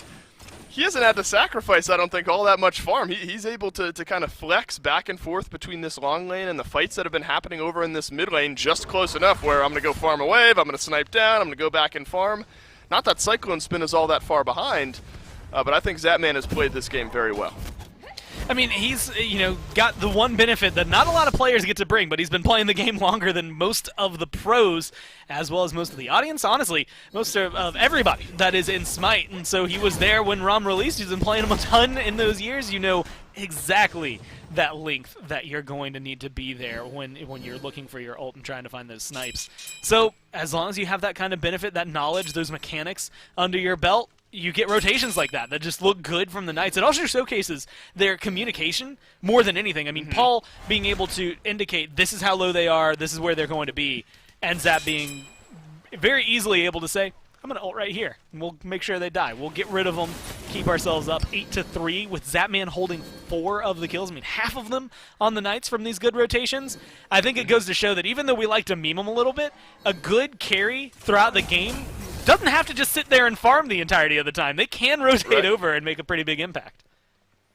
I think, if you're Benji, you're probably feeling pretty good about the way you've played as well. I mean, it's triple goose eggs in the KDA column, but think about where all of that early pressure has been for the Knights, all pouring in right here. I mean, Scary D and the rest of the crew has been invading these Harpies, invading the blue buff time and time and time again, but Benji has found a way not only to stay alive, Gore, but pull that 1-level lead. So while the gold differential is about 5,000 here, 18 minutes into the game, that the core of the engage from game 1 still remains. You still got adapting and his piercing moonlight, and you still got Benji, who holds a 1-level lead over his counterpart. And so maybe that's an avenue back into this game for Radiance is just more consistent team engage, and that's something maybe even the desk was worried about. The downside is that even though, adapting's pretty consistent, he's 2 levels down, right? Big Man Ting's Argus has always been something that's been a great engager for a lot of these teams. So 3 levels down there for Big Man Ting. So, gold, 5,000, and actually relatively manageable, I would argue. At 18 minutes into the game, 5,000 for some of these Pro League teams means nothing. In fact, there's a period of time where Mifflin would call that a sanguine lead if they were down by 5,000 gold. They don't care at half the moments. They can play from behind just as well. So it's up to Neil and maybe up to Radiance here to try and turn it around this Fury. Primal Fury for Radiance will get confirmed here. Adapting right back in with the piercing moonlight. Zapman takes to the skies to snipe down some damage onto Cyclone Spin. Scary D rotating in around the backside here is going to try to lock in Adapting, but beads. Oh, and there's just way too much damage from Paul. Down goes Adapting. Cyclone Spin attempting to disengage on the back line, but Scary D has stayed a little bit too long. PK slightly separated on the back end of this fight. Neil will find the stun, and there's the knock up onto Benji, but this Nike is tanky enough to get away. Gore, that's a Radiance win. I mean, you get a kill, you match a kill for a kill, but you also get the Fury. Yeah. And you get Scary D of all of those, right? So somebody who's worth a lot as well. And it's all just because, admittedly, and we all get this, a little bit of tunnel vision, right? You see Cyclone Spin, he's 2 hits away from dead. You want to go in, and right before you can get that last one off is when they finally get rid of you on the side of Radiance. But again, very similar, I want to say, to what Knights were doing last game, just maybe more well executed, which is to say Radiance are showing that they are still in this game, maybe even more so than what the Knights would expect. And they're controlling it. In fact, they're ready to start a Fire Giant. I don't know if I agree with this, though. Wow, I mean, there are 3 level differences in 2 of the roles, and then a 2 level difference between Zapman and Cyclone Spin. And Radiance still feeling like they can maybe sneak one away. I guess if you look at the ward coverage, they would sense out where PK are rotating into around this Fire Giant. And PK only has the 1 ward on the back of the pit there, so maybe that's the sort of scenario you just kind of poke at it, see how PK respond, and if they don't, yeah, you get a free Fire Giant here in this case. Despite, a lot of early pressure here from the Knights, only the mid lane tower has gone down, and Scary D has been identified as maybe the weakest target that Radiance can jump onto here in the recent fights. Look at Cyclone Spin rotating over to solo lane now. Benji's going to get knocked up, and Cubo Fred returns some damage for another knockup onto Benji. There's going to be a dash away and another tower that goes down. But Scary D will survive this time, and now it's the Knights that are starting. What is going on? The Knights now starting up this FG. Scary D is half HP, and look at the walls from Neil. They don't catch anyone in, but they keep Radiance at bay long enough for the Knights to take down the Fire Giant, but there's way too much damage from Radiance for the Knights to stick around. It's the double jump in from Benji. Scary D is there to lock in Aurora and keep them at bay. Knights have the Fire Giant buff, and they'll keep it on all 5. And being able to get out of there, I mean, Neil is so close to dead, but that goes to showcase why some leaps are important. It's not just to get out of the Odin cage, sometimes it's maybe to get into the Odin cage, get past it a little bit faster there. I mean, one of the things we always talk about with someone like Ymir, as well as even Thor because of his wall, is the ability to control the flow of the jungle in the middle of a fight. Odin has 8 of them that he can throw up at anywhere at any point in time, and being able to block off such a large portion of the jungle away from the Fire Giant is huge for the Knights there. Yeah, you can break those walls down, but it still took just too long. It was close, though. I mean, Argus comes in there. You have a lot from Radiance that had steal potential. The Knights able to steal that one away, and, we were looking at it. Towers right now are equal. That's going to change here. That's going to give us a huge swing of gold for the Knights, but mainly the map control and win conditions. Opening up at least a Phoenix, maybe even being able to break one down, means that the Titan, it's a little easier to kill. Has felt shaky from the Knights. There's a large gold lead for themselves, but it's felt like there's been enough pushback maybe from Radiance that maybe even PK themselves aren't totally convinced in exactly where they stand just yet. Here's Aurora looking for an engage, uses the Kuzenbo ult, but Neil will trade out support ult for support ult as Aurora is locked in. That's a disengage on the left-hand side, and Benji will do the same here in the mid lane. Look at what Cyclone Spin is doing here, Gore. He is left alone. So good. Pittsburgh Knights, they had to have realized it, but they left Cyclone to farm up that right-hand Titan. Cyclone gets a Phoenix. The Knights have barely been able to get in there to knock anything down. They should still be able to get a Phoenix here, but it's taken them a long time, and with the grouping from Radiance, I don't know, it's looking like they're going to be able to defend at least one of these. Although it is that awkward split decision. Cubo's not necessarily on a god known for being able to break down Phoenixes fast, but if you leave Zapman alone too long, he's going to be able to get one and rotate to the other. Cyclone Spin has been the driving force. Doesn't get the Titan, but does get the Phoenix. There's a small bit of damage as a wave continued in after Cyclone Spin had left. But now Cyclone Spin back in for the fight with the rest of his team. A split offense here from PK. 2 in the mid, 3 in the left. Half HP on both of the Phoenixes. Still plenty of time on this Fire Giant buff. Aurora does not have any of his actives, but everyone else for Radiance has theirs. No blink for Neil, and everyone else on PK has their actives on top of that as well. But here's Scary D using the first active of the fight. It's a blink into the backline, immediately answered by Radiance. Adapting's taken way too much damage. Paul cannot finish off the kill, but Zapman sure can. The final snipe will get some damage onto Aurora. Look at that from Paul. Chunk damage onto Aurora. 2 down from Radiance. PK still all 5, pouring in the left-hand lane here. Radiance have to back off into their fountain. Cyclone Spin's gonna have to go big once more here, but the knockup from Cubo Fred will force Cyclone back into the fountain. Big Man Tings leapt on now by Neilma. PK turns their attention to the Titan, who's maybe defending himself here. Cubo Fred solo. Benji gets the kill this time around. Radiance, they might have just stayed alive. Zapman, Neil, Scary D, and crew are backing away. And with respawns coming in for a roar, soon enough adapting after that, yeah, you can't stay there if you're the Knights. Go ahead and back off. Plus fire minions. You forget about them. Cyclone Spin getting that. I mean, they're Titans lower than Radiance's at this point, and that is not how you expect a siege with a fire giant to be going. I think that comes down to two things. Honestly, if they had lost, I was going to call this out in a negative light, but Cyclone Spin holds onto that middle Phoenix, not perpetually as it does get taken down, but by using his ult just to clear it out, he slows down the Knights a little bit more often and is forcing them to make, again, these plays that are slightly riskier. I don't know how much I like Radiance getting aggressive there on the left-hand side after it seemed like things were not going their way anyway, and as such, the Knights just pick up those kills, so maybe leaving themselves susceptible, but those fire minions on the right-hand side have just been a nuisance for the Knights here, something that they shouldn't have to be dealing with in this situation. Their Titan sitting at like 3/4 HP, these minions constantly pulling at least one person away from the fight. This, for Radiance, is how you can take a favorable numbers game. It's going to be a 4-on-5 if you can rotate over.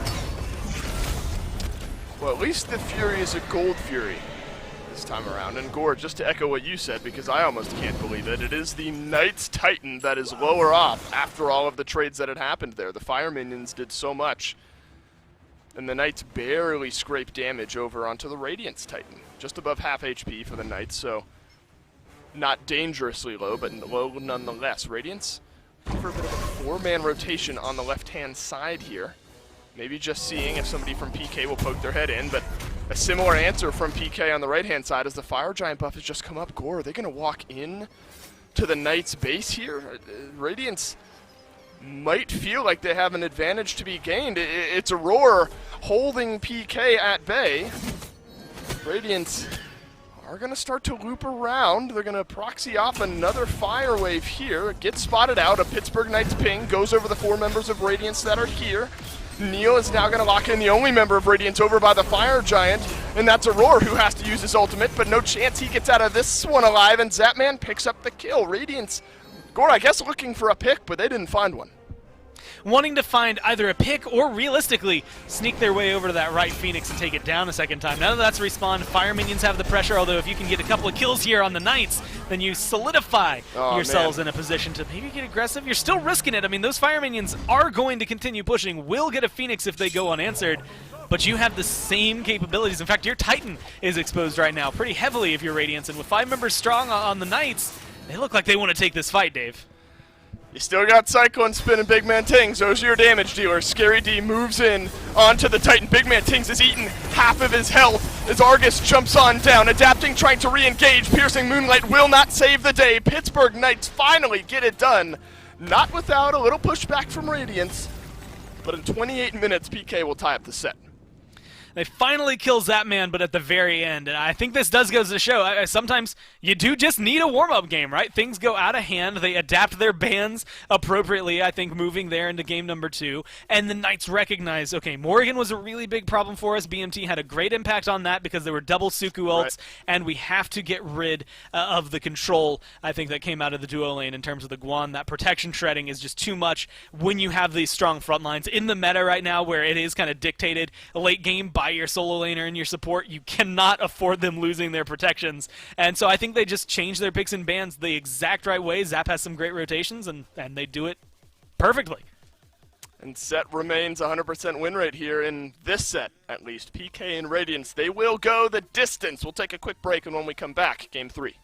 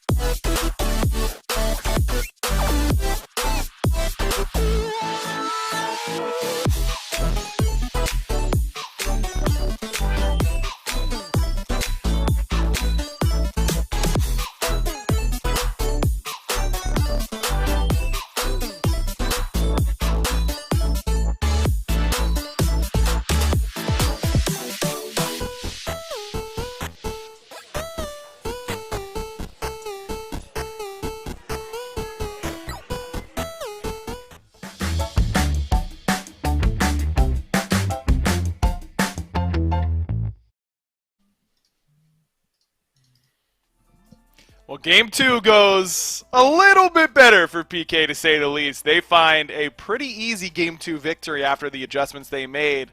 And Mifflin, now the ball is back in Radiance's court. They've got to be the ones to adjust to PK's adjustments because game 2 seemed easy for the Knights. It did, man, and I think it comes down to this set pick. Whoever's got it's going to win, it looks like to me.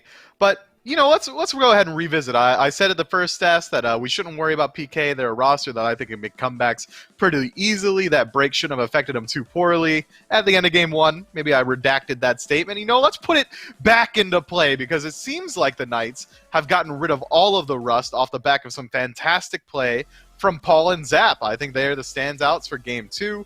Paul, in particular, absolutely bullied big man Tings in the mid. From minute 1 onward, it felt like he had control, had the rotations on lock, had the red buff invades when he needed to, was able to keep him under the tower, and all the pressure really originated there. It was very, very good pressure from Paul in mid, and I think Adapting felt the consequences of that pretty heavily. Less than half of Cuvo Fred's damage here in game number 2, and Adapting doing less damage than his own support, usually not a winning formula. Well, we talked a lot about the Odin as well in picks and bans and whether or not that would work, a pick that we haven't seen very often, but worked out pretty well, I would say, for Neilma in this game, the first Odin win of this phase. Yeah, it seems like Odin into 4 gods who can't escape the cage might just be the best situation for Odin, barring maybe that 5th member doesn't get a jump as well.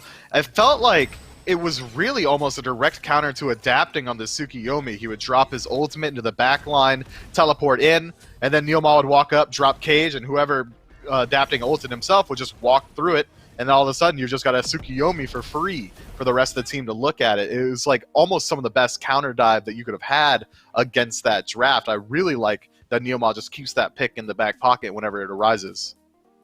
Pulls it out here in game number 2, and it works out pretty well for PK.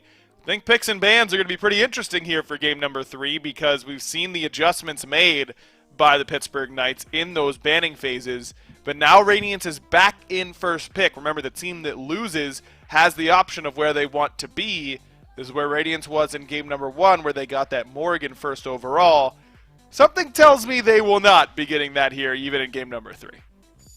Yeah, PK have already figured out exactly what Radiance are going for, so I'd be surprised if they just forget the adaptations they made in Game 2, but now Radiance can maybe shift things up just a little bit. It seems like that Tsukiyomi pick in particular struggles a lot when he isn't flanked by that 5-man dive draft, so we might see Adapting try and pick something else up, maybe some early pressure like Raven or Surket or even Daji. Adapting has a very wide god pool, so I'd be surprised to see him to go to Tsukiyomi for the 5th game in a row, especially considering out of the 4 that we've seen, he's only won 1. Certainly a possibility, but now PK is in a bit of an awkward position because remember, last game it was Radiance that felt forced to ban Yamoja because they were in 2nd pick. Now Radiance gets a lot more options as to where they can go here. Something like even first picking the set, I think, could be on the table for them should they so choose, because PK is likely going to be forced into banning away the Yamoja and leaving open that Guan Yu. Turns out everything I just talked about was pretty useless because Radiance just banned set away themselves. Cyclone Spin bows down to the king that is Paul and says, all right, look, I've seen what set can do. I don't want to see it against me again. And this way it maybe baits PK into leaving Yamoja up, but instead PK on top of the ball, go ahead and address that one. So now the best things available are that Amaterasu, the Rom, and the Cupid. Radiance is a team that in the past has really favored out the Rom. But Guan Yu, top of the pick order? I mean, this is going support likely if it does get locked in, and it is. Seems like a throwaway pick. No one's really contesting Guan Yu on the side of PK. It's very safe. There's not really that many counter matchups, but I think that they left a lot of very valuable things on the board. If anything, if you want to take something a little bit safe in that slot, Amaterasu comes to mind. I think that's certainly a possibility, but Benji's shown that he's not that worried about getting Ama for himself. He had the opportunity last game and didn't take it. So I think that that's fair to say that he's not that worried about that pick. Clearly, Radiance feel very strongly about getting Aurora on one of these signature picks and on something he's comfortable with. Kuzumo didn't work out last game. Guan was banned game 2. They decided to top pick it for him here in this one. It's worth noting that Tsukiyomi is open here for adapting, and he has not allowed it to go past the top 2 in games where he takes it. Feel like if he's going to grab it, might be right here, and indeed, Radiant seem to have fallen in love with the newest assassin into Smite. Look, it's a strong pick. It really is. You've got Lockdown in the jungle, those Caltrops almost deleting a lane that you can walk through. The damage output is incredibly high, his poke potential as well. And then that ultimate is the piece de resistance that shuts down all the mages in mid. Hebo is going to struggle as well. That immunity and crushing wave doesn't work because Tsukiyomi will hit you even when you're outside of the playfield. Even against Rom, if Tsukiyomi is able to make contact with the ultimate before he goes into the sky, that damage will still come through. PK going back to the Odin a little bit earlier on in the draft this time around, so Radiance will have the opportunity to pick up a couple more leaps, but against Guan Yu, Tsukiyomi, and Cupid already, Odin might have already got its value. I agree. I think that you were right to highlight its counter matchup up against Tsukiyomi. He's committed. He's in the back line. If we can cage him off and make sure he's not getting any help, it's going to be pretty easy for us to isolate him. And we see the Tsukiyomi already on the other side. Might as well go with the Odin if that's your thought process. This leaves Fred's pick pretty late in the draft. That's not something that I feel like PK has done that consistently. I feel like we've seen him go towards some of his picks earlier on in drafts. It's possible that Fred is piloting this Hebo once again, but without the set there for Paul in mid, I feel like that might not be the case. It probably isn't. I think that this Hebo is very likely going towards Paul, but with Radiant's last ban here, I'd be surprised if they don't decide to continually ban out Fred, and it is going to be a Camazotz coming through directly targeted at him. But we still have Fred's most successful pick on the board, that Hun bot that he's been able to play incredibly well. Would be very strong into this draft, able to not only fear people into Odin's walls in the cage, making it essentially just a 2 or 3 second stun, or even just the disruption factor. Tsukiyomi's Kusarigama is a very long channel. Fear No Evil is going to be very good into that as well. PK might have a pick there just lined up for them. Amaterasu, though, Scary D struggled a little bit in game 1, but it's such a strong pick. No surprise to see it again. And you know that Radiance already has their assassin locked in the Tsukiyomi, so you can wait on something like the Hunbat's pick for later on. Give Scary one of these priority solo laners in the form of this Amaterasu. As Big Man Ting's hovering one of his favorites, the Discordia, pick that he loved when he first moved into the mid lane, played a ton back then. We do not see a ton of Discordia these days, and I think it's probably for pretty good reason. Just don't know that the itemization really falls her way right now. I don't think she abuses Doom Orb nearly as well as some of the other mages. But maybe just wanting a little bit of mobility to get out of that Odin cage more important than picking someone a little bit stronger like, say, Ra, who I think is a stronger mage but suffers more up against the Odin. Yeah, I think it's 100% because of that Odin pick. Neilma almost dictating how Radiants have to draft these last two, and it is going to be another Cerberus as well to pick up that jump and escape out of the cage. But Discordia right now, I feel like is out of the favor because the dive mentality that these comps are bringing, even Hebo, Odin, Amaterasu, Hunbots, all going to be W-king at you. Most of them probably going to have Blink. Discordia's leap being so short range might be a huge detriment going into this draft, especially considering even if they do survive the initial dive, Rom can snipe you from the air, from super far away. Radiants are going to have a pretty steep hill to climb up here. I think you got to keep your eyes on adapting. If he's doing well, the rest of Radiant should follow suit. That's kind of been the story lately for Radiance. If Adapting and Aurora perform, this team usually finds wins. It's just been a little bit inconsistent for them. But those were the top two picks here for Radiance, was making sure that Aurora and Adapting were locked in and ready to go. What do you think, Miff? You think Radiance is walking away with the win here? This Tsukiyomi pick is so hot or cold, primarily cold, and it's really only worked with that 5-man dive draft. It's concerning for me. I think that they have the tools that can win. It's a much more standard Smite draft from Radiance, but PK got comfort across the board. Paul on Hebo, Neilma breaking out that Odin. Scary D brings meta and comfort at the same time through Amaterasu, and Kubo's been performing really well in this Hunbots. I think I favor PK. PK looking to make the comeback a reality and find the Game 3 victory, but maybe Radiance can get back on the winning track. Well, Gormeister, I admit, I love both drafts because I think both teams have stuck with maybe the core of what has worked for them in their bright moments here in this game. The set, of course, is gone, so neither team is going to get to play that one. I think Neil sticking with the Odin, and maybe we boil it down to the support specifically, though Benji is on the Guan Yu this time around. I love Neil going back to the Odin here. I like Radiance at least having a Guan Yu on their side. This is going to be a blast to watch, I think. I think both teams sort of boil things down to the way they want to play, though if I have to throw my hat on one side, I'm admittedly pretty terrified of the way PK are going to be able to team fight. Yeah, their draft just as a whole feels a little bit better for their side, right? It's something that they've locked in the past and looked pretty good on, and I honestly think this just feels just very Knights-esque, right? Almost like something, if Radiance aren't able to hold at bay for the first, let's say, 10, 15 minutes, they could run away with this game in that case. And it was something that, you know, the desk had kind of highlighted. You had mentioned, like, Benji's on the Guan. We've seen him perform pretty well over there in solo lane, as even though he's been pretty solid for Aurora as well. Cerberus, we've seen perform pretty well here over in the duo lane, but primarily for Ghost. It is big man things on Discordia that they were maybe most concerned about. And I mean, good news is they've only played it once and they won with it the one time, so maybe it is just that pocket big man things pulling it out to win. There is a little bit of, I want to say, timid level of play around it because she does a lot of good damage, but she does sit a little further back. Maybe it just means BMT is going to be a little safer here than what he's been on. It'll open up some avenues for them. Plus, in the middle of a team fight, a good strife just changes everything. And we've seen it lock down 2-3 members at a time. It can be absolutely devastating. So I'm actually keeping my eye on him. Early game, maybe not so much, but late game, I think he could be an absolute menace. Yeah, I think a lot to prove here for the Discordia pick. 2 picks total, one is won, one is lost. Though Big Man Tings, you know, I expect him to feel somewhat comfortable on this pick. Paul back on the Hebo, won't be Cubo Fred instead on the Hun Bats. And Gore, that's going to be a massive piece of that team fight that I'm so scared of for PK. I mean, talk about a fear no evil, sending Radiance every which way, and then Neil locking in the members that are unfortunate enough to stray towards him. They have PK this ability, I think, to combo. Not only we're talking late game team fights, but immediately off the bat here, if Neil and Cubo can combine early, I think they've got a great ability to find maybe first blood.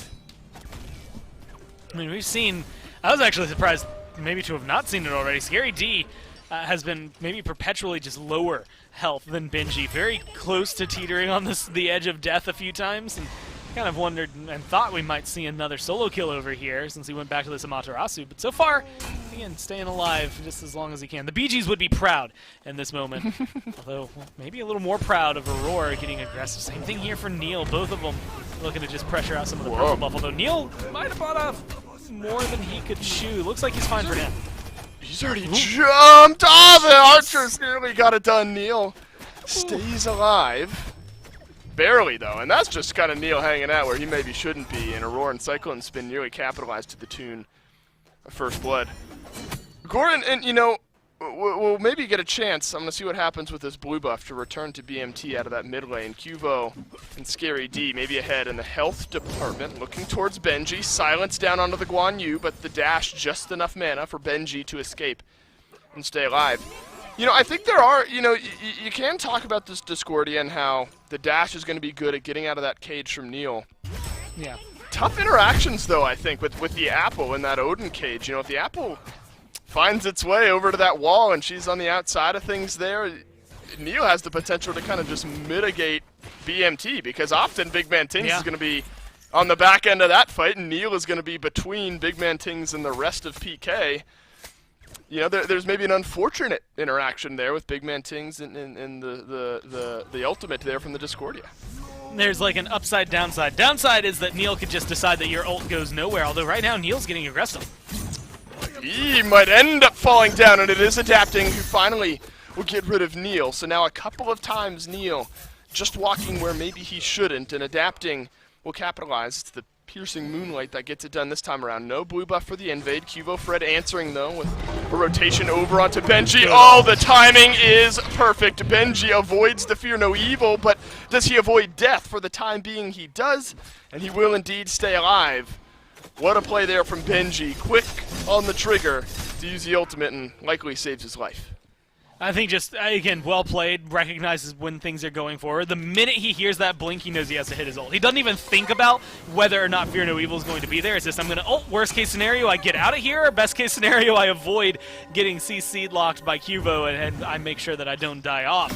So they keep themselves aggressive. And it does translate well because, I mean, you're not going to need that ult for much longer. It's going to be back, I believe, before we'll see Cuvo have his ult back. So, ultimately, you just come out as a net positive, although we'll find some lockdown for Scary D. Just don't know if the kill potential's there. Man, Benji has just not been able to rest, even for a moment. Now Neil rotates over to the blue buff as well. Stun will lock in the blue buff invade for PK. Benji's going to have to back himself off here. Adapting is going to rotate over. Aurora in as well. No blue buff for Radiance to invade just yet.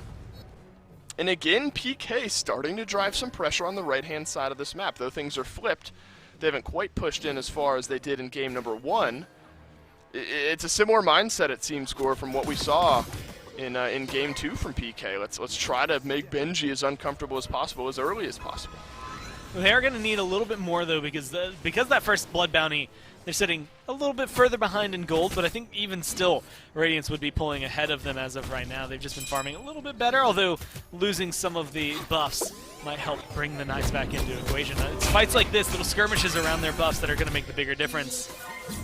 Overall, things like that, you know, just knowing that Radiance are willing to get aggressive, potentially strip away your red buff, specifically from Paul, is going to cause you a lot of trouble. Not just experience-wise, but pressure-wise in mid. Now, all of a sudden, Paul isn't going to be able to clear quite as quickly as BMT, or at least you expect it to maybe slow down a little bit. Even though we're at that level 7 mark for the mid laners, it should give a little bit of an advantage to Big Man Things, just to make sure that he can slow that lane down, and for him, make it to the late game. Yeah, I think Big Man Ting's happy with the way this early game has gone, about a half-level lead over Paul on the other side. Scary D has been feeling comfortable against Benji up to this point. You can already maybe see the route Benji is potentially looking to go in his build here. Of course, Scary D is going to build into the Ninja Tabi, but Talaria boots for Benji. Gore, maybe Benji's not all that concerned with the way this lane has gone if he's going to want to be rotating out as early and as often as possible. It's definitely going to keep him in the game pretty well, right? I mean, movement speed galore, as well as the fact that he's going to be able to back to base and find himself back to lane, no problem. So not having teleport's not going to hurt him. Might, honestly, depending on the build he wants to go, harken back to the tier builds that we kind of got used to seeing at the beginning of the year, where we just saw him not necessarily care too much about his lane opponent and more care about how far around the map he could get. I mean, he was traveling, spending all those airline miles. He would accrue throughout all of that. And if Guan Yu goes the same route, I mean, you're in a bad position. Not only is he able to get into a fight better, but he could reposition himself behind you, ult in for a stun while you're trying to disengage from a team, and now you're locked down. All of the things I said about him a couple games ago where he had the protection shred apply here. It just depends on whether Benji's in the fight or not, because Aurora, you know he's always going to be available. Benji's going to take a little more time before that rotation starts coming through. Paul has to use his ultimate defensively here. Here's a Fear No Evil. Apple does connect, but Zapman's already gotten the kill. Adapting goes in alone, and Neil is going to lock him in. There's no piercing moonlight to escape here for Adapting, but maybe not enough damage. Somehow Big Man Ting survives as well. The up-down from Neil will not connect, but the chase is on from PK. Cyclone Spin. He drops his own ultimate. Neilma goes down. Adapting has to sidestep one more. He's able to do so. How does the Tsukuyomi survive? You can't forget about Cyclone Spin, as Neil will go down and the Cupid notches a kill. I think there's a certain moment. Oh, actually, now a solo lane getting aggressive. This looks like it could be going over the way towards Benji. Both of them CC immune as the stun comes through. The damage there for Benji, if he could just close that gap. Now the healing's coming in. Doesn't look like there's going to be any more, but you roll it back. Adapting, maybe breaking some ankles on the Knight's side, trying to keep him locked down and get the damage going. I think also breaking his own ankles at a certain point with how fast he's making those moves.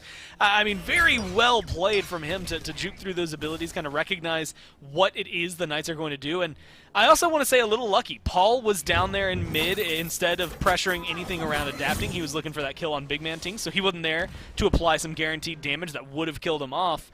And otherwise, everything else on the Knights is pretty telegraphed, right? Zapman, if he's not able to hit the autos, you can juke those and get into the rhythm. Neil, if he goes for the leap, you hear it, the sound cue is long, so you know where you need to move to dodge it. And Cyclone Spin just makes the best rotation that we get to see out of a Hunter so far this game, where he locks him down and not only enables him the escape for adapting, but also enables a kill for himself. I mean, that's just great. Cyclone Spin seemed like the only guy who's going to be able to save Radiance there in Game 2, consistently coming up big, and really it was a big Phoenix push.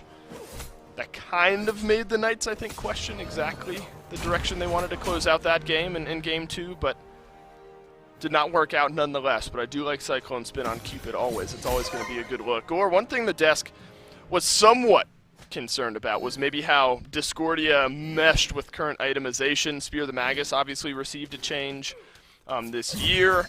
Big Man Tings thinks it's a good enough item on Disco to start off first item overall. I suppose, maybe a Strife connects onto the right person. A crushing wave from Paul answers out the ultimate from Aurora. There's a stun though from Neil. And now a nice wall as Zapman is going to rotate in as well. Aurora is going to have to slowly walk away, but Zapman will not let him. The second kill of the game for PK, and for Zapman at that. And no Spear of the Magus from Big Man Tings was going to be saving his life. There's maybe something to be said about how many ults the Knights just use to make sure they get one kill onto a Cerberus. But hey, at the end of the day, you're the ones walking away with a kill, so that's all that really matters, right? Well, Whoa! Until Adapting gets there in mid lane. Should be a 1 for Whoa! 1, but that depends on The Neil. minions! There you go, Neil is going to up down. I wasn't sure where those cooldowns lied. But Gora, that's got to be worth there, right? I mean, Adapting gets another kill, and it's Neil. No offense to Odin's support or anything like that, but your Tsukiyomi gets a kill, and it's the Odin support that gets it on the other side. That's got to feel good. Yes and no. I think it's good because you are able to, like you said, maybe keep that kill bounty from going to someone more useful like Hugo or Paul, but you still lose your life if you're adapting, right? So you don't necessarily get as far ahead from your 2-1 slash line. I mean, you're still on par level-wise with Cuvo, so that keeps his Hunbats pretty easily in this game. The 2-level difference between Big Man Tings and Paul, though, is the biggest pressure, because Tings, even though he's been pressured out a couple of times, hasn't had to worry about it. And, you were talking about his itemization, where it's just like, at least for me, the Spear of the Magus kind of feels like it fits Discordia, but more as a, well, I don't really need to go Divine Ruin this game, right? Like, I don't need the anti-heal, so I'll just go something else in that tree. Could have gone Desolation as well, but either way, I think either Spear can fit in well for him, and this one's a little cheaper as well, maybe benefiting the damage that you're going to see out of the Discordia. And it's working out for him. I mean, again, a level and a half lead over Paul because of the pressure that's been applied to the opposing mid laner. You want this Discordia to start to shine. Now is when she's going to start to be able to hit a little bit harder, and soon enough, I think we're going to see him play a pretty big impact in these fights. It does depend, like you had highlighted earlier, on where Neil is for all of those, because if an apple comes through and he blocks it with the walls, then it could end up going a little more downhill for Big Man Tings, losing some of that damage. That's important for damage and utility. The Big Man Tings is good with his ults here in this game. It's a Gold Fury looked at by Radiance. Zapman threatens them away with the snipes, and Radiance will reset, though they could just return back onto it here in a moment if they wanted to, now that Zapman does not have those snipes. Score, we've seen both supports trying to get involved early on in this game. Neil, though, has, I think, inarguably been a little bit more successful. Aurora has used his ultimate a couple of times to try to pull in targets, but this Odin at 1, 2, and 2 just looking maybe a little bit better than the 0-2-0 Cerberus. It's a Fields of Love drop down now by Cyclone Spin. Neil taking a precarious route right on through will eat a lot of his health, but no one dies, and everyone survives over in the long lane, and maybe now it's a Gold Fury call. Started up here, but I don't know, Paul's in the neighborhood, not going to commit to it. Instead, I guess I like this call. It's always an interesting one to see teams take, where you go for the Pyro just because you know it's going to be easier than trying to contest it. I'm always one, I love a cheeky steal, so I love when teams get aggressive, do something like blink in, Hebo ult it to try and take it down. Granted, again, these teams are going to go for the safe plays, not the risky ones, so I like what the Knights do here, just because it keeps that lead within 100 gold, maybe 200 at max here, so it's not really that much in favor of Radiance. It's a Fear No Evil, though, defensively used by Cubo Fred there to stay alive. Have seen a couple of the Fear No Evils come out. The Cubo Fred only with a 1 assist on the board. Not a lot of killing being done in this game. A lot of it centered around Paul, though, Gore, who's got the Rod of Tahuti online, likes going Soul Gem after boots here on this Hebo build. And I like that mindset. Look, it's the ultimate Paul. We talk about it most times that he plays this Hebo and builds it this way. This is sort of unfortunately he's had to use Crushing Wave, defensively early on, but he will not shy away from throwing his life away if it means that he can chunk down targets, and this is a bursty build he's going for here that'll definitely assist him in that.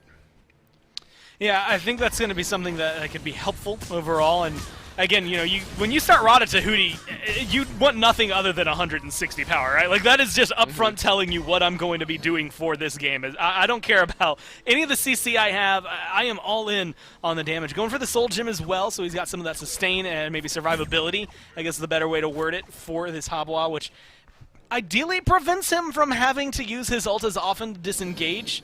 But, I mean, realistically, if you can lock down Hebo, he's dead. It's one of the easiest things to do in the game because he doesn't have any easy escape to him. He just has a carpet that makes him move faster when he stands on it. Granted, it's immunity to slows as well, so it is more than just, hey, look, I go fast now. But at the end of the day, if you're stunned, and you're going to get locked down.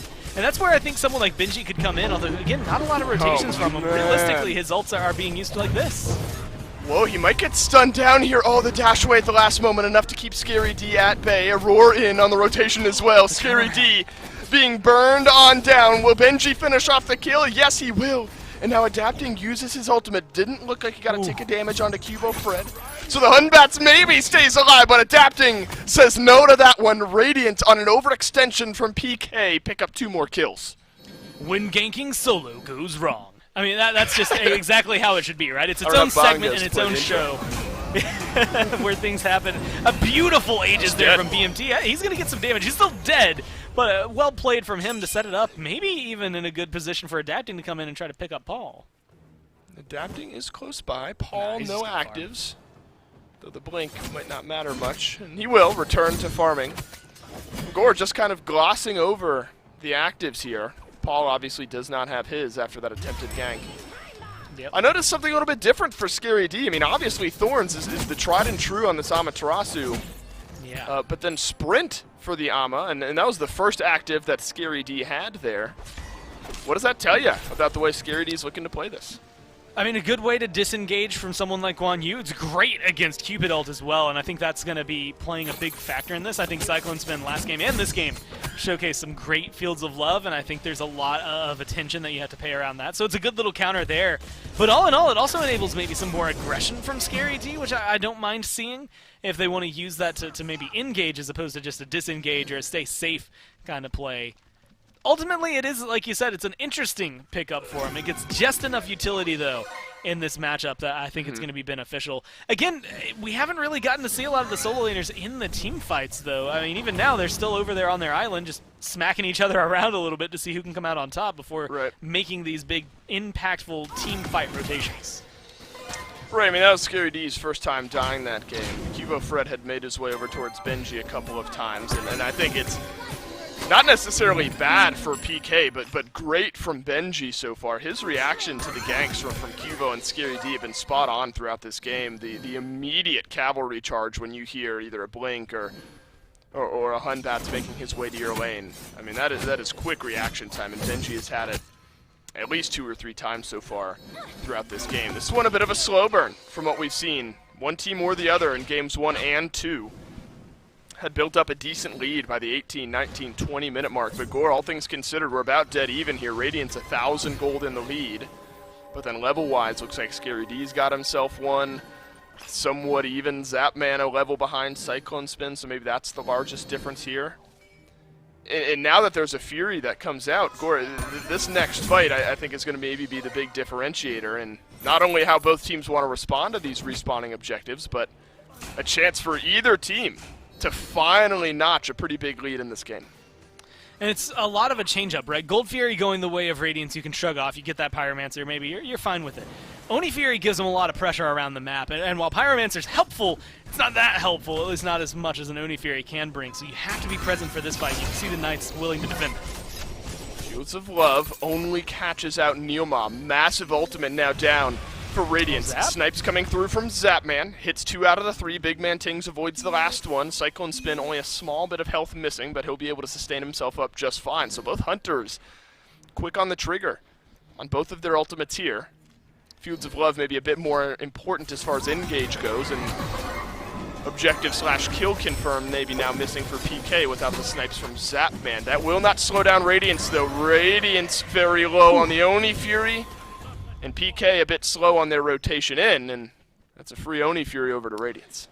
And now that gold lead jumping up to about 2,000. Again, not so much, even 20 minutes in, but it does give them that advantage, experience in their favor, but it's going to be the pressure around the lanes. Already 2 tier 1s missing on the side of the Knights. 1 there left in mid that's halfway down, so it's going to be pretty easy to lock down, and Aurora is looking to continue burning beads. Oh, Paul is the one who burns those beads. Cubo Fred drops down the Fear No Evil. Neil eats the apple. Benji does get the kill onto Paul over on the right-hand side of this fight, but it's Radiance storming the Pittsburgh Knights jungle. Down goes 2. A big fight for Radiance at Gore. It's right over by this FG pit. Radiance, at least Pyro, might be looking at fire.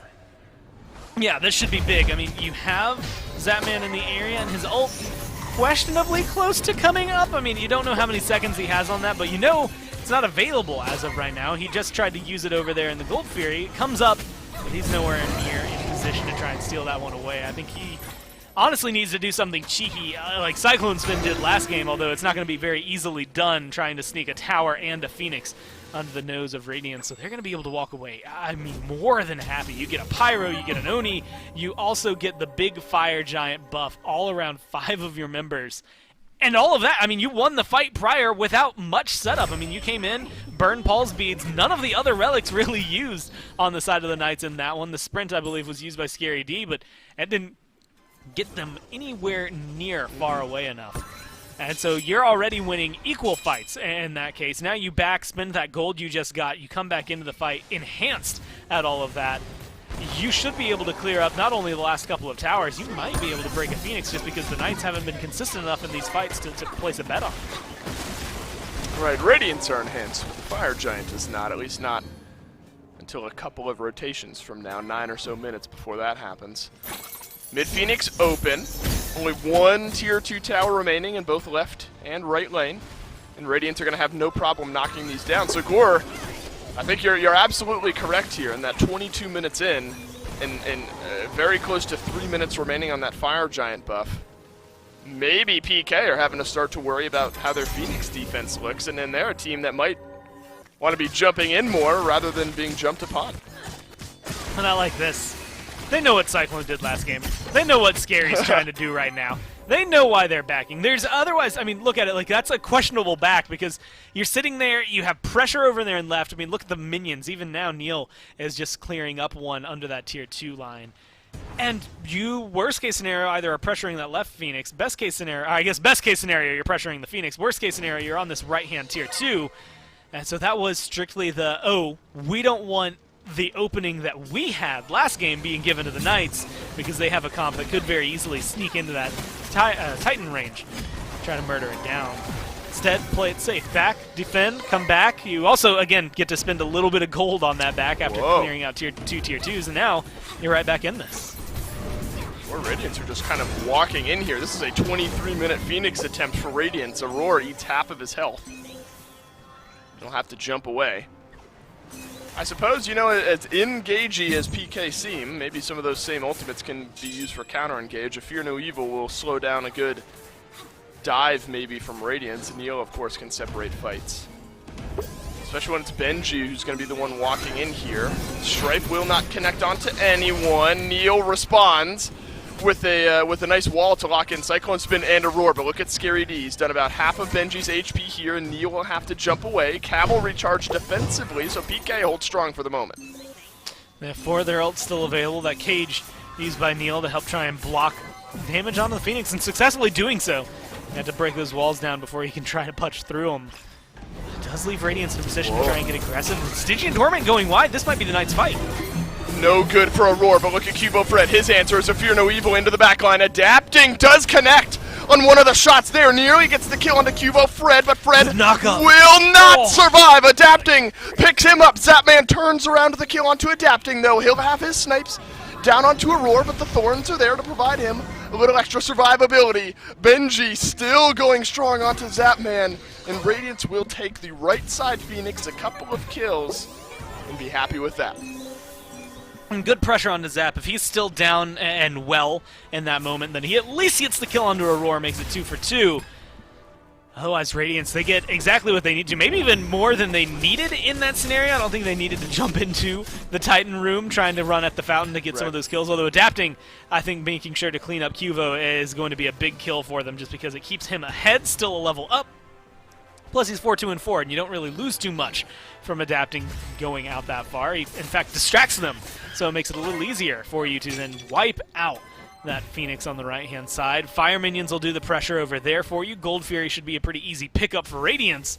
And then it's the question of which Phoenix to pressure out next. Probably not going to happen until they get that Fire Giant buff back around their belt. So they have to look at defense. With the right side Phoenix going down, it means the Knights are actually in a perfect position to try and contend to Fire Giant.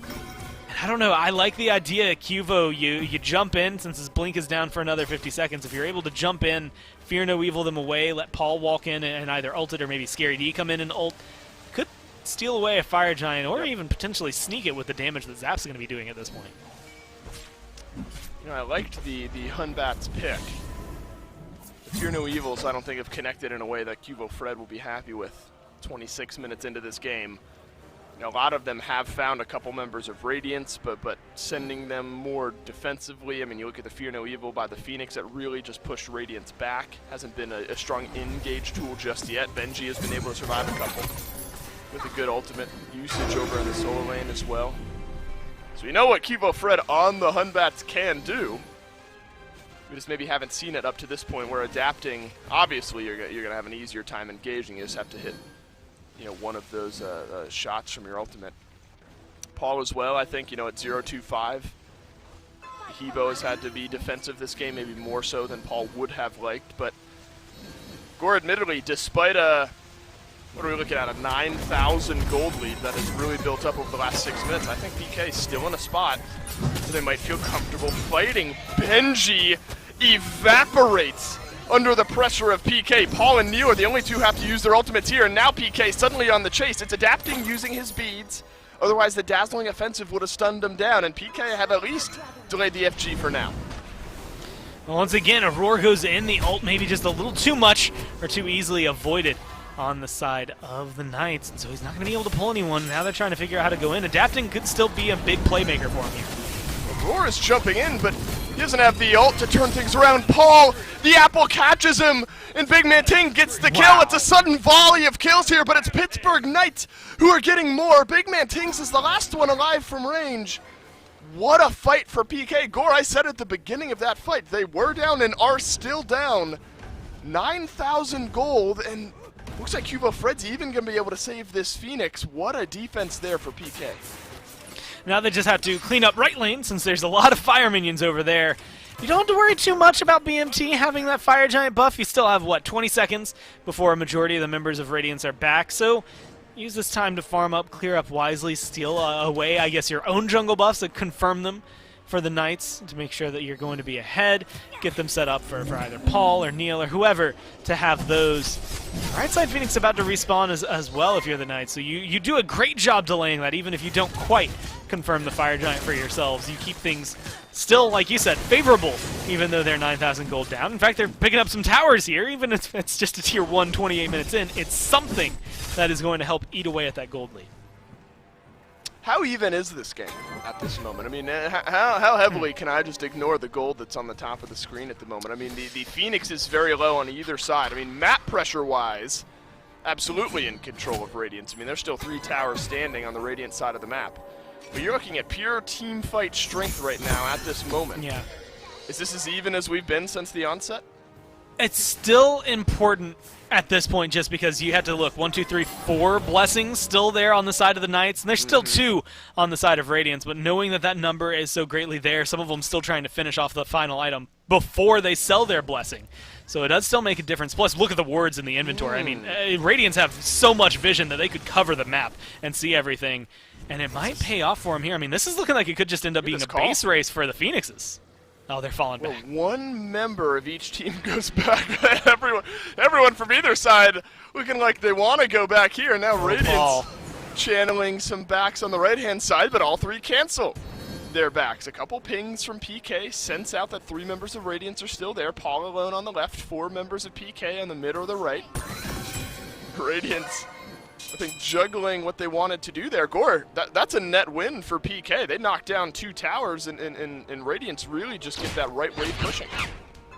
Yeah, I mean, you go right back to what you were saying about, like, map win conditions. 2 weakened Phoenixes, it's still in favor of Radiance, but 2 exposed Phoenixes for the Knights means that if they can get another win like they just did around the Fire Giant, they have just enough pressure, I think, afterward, that they could then try to loop around and maybe pressure out a Phoenix. With Scary D and Zapman, or Neil and Zapman still alive, as long as the one key factor in that is Zapman still alive, they should be able to continue pushing some more pressure onto Radiance. It might end up being a fight over here around the next Primal Fury, although maybe not one to lose the game over. Neil has been an early driving force for PK on this Odin. We'll look to do more of that as well. Aurora with his ultimates.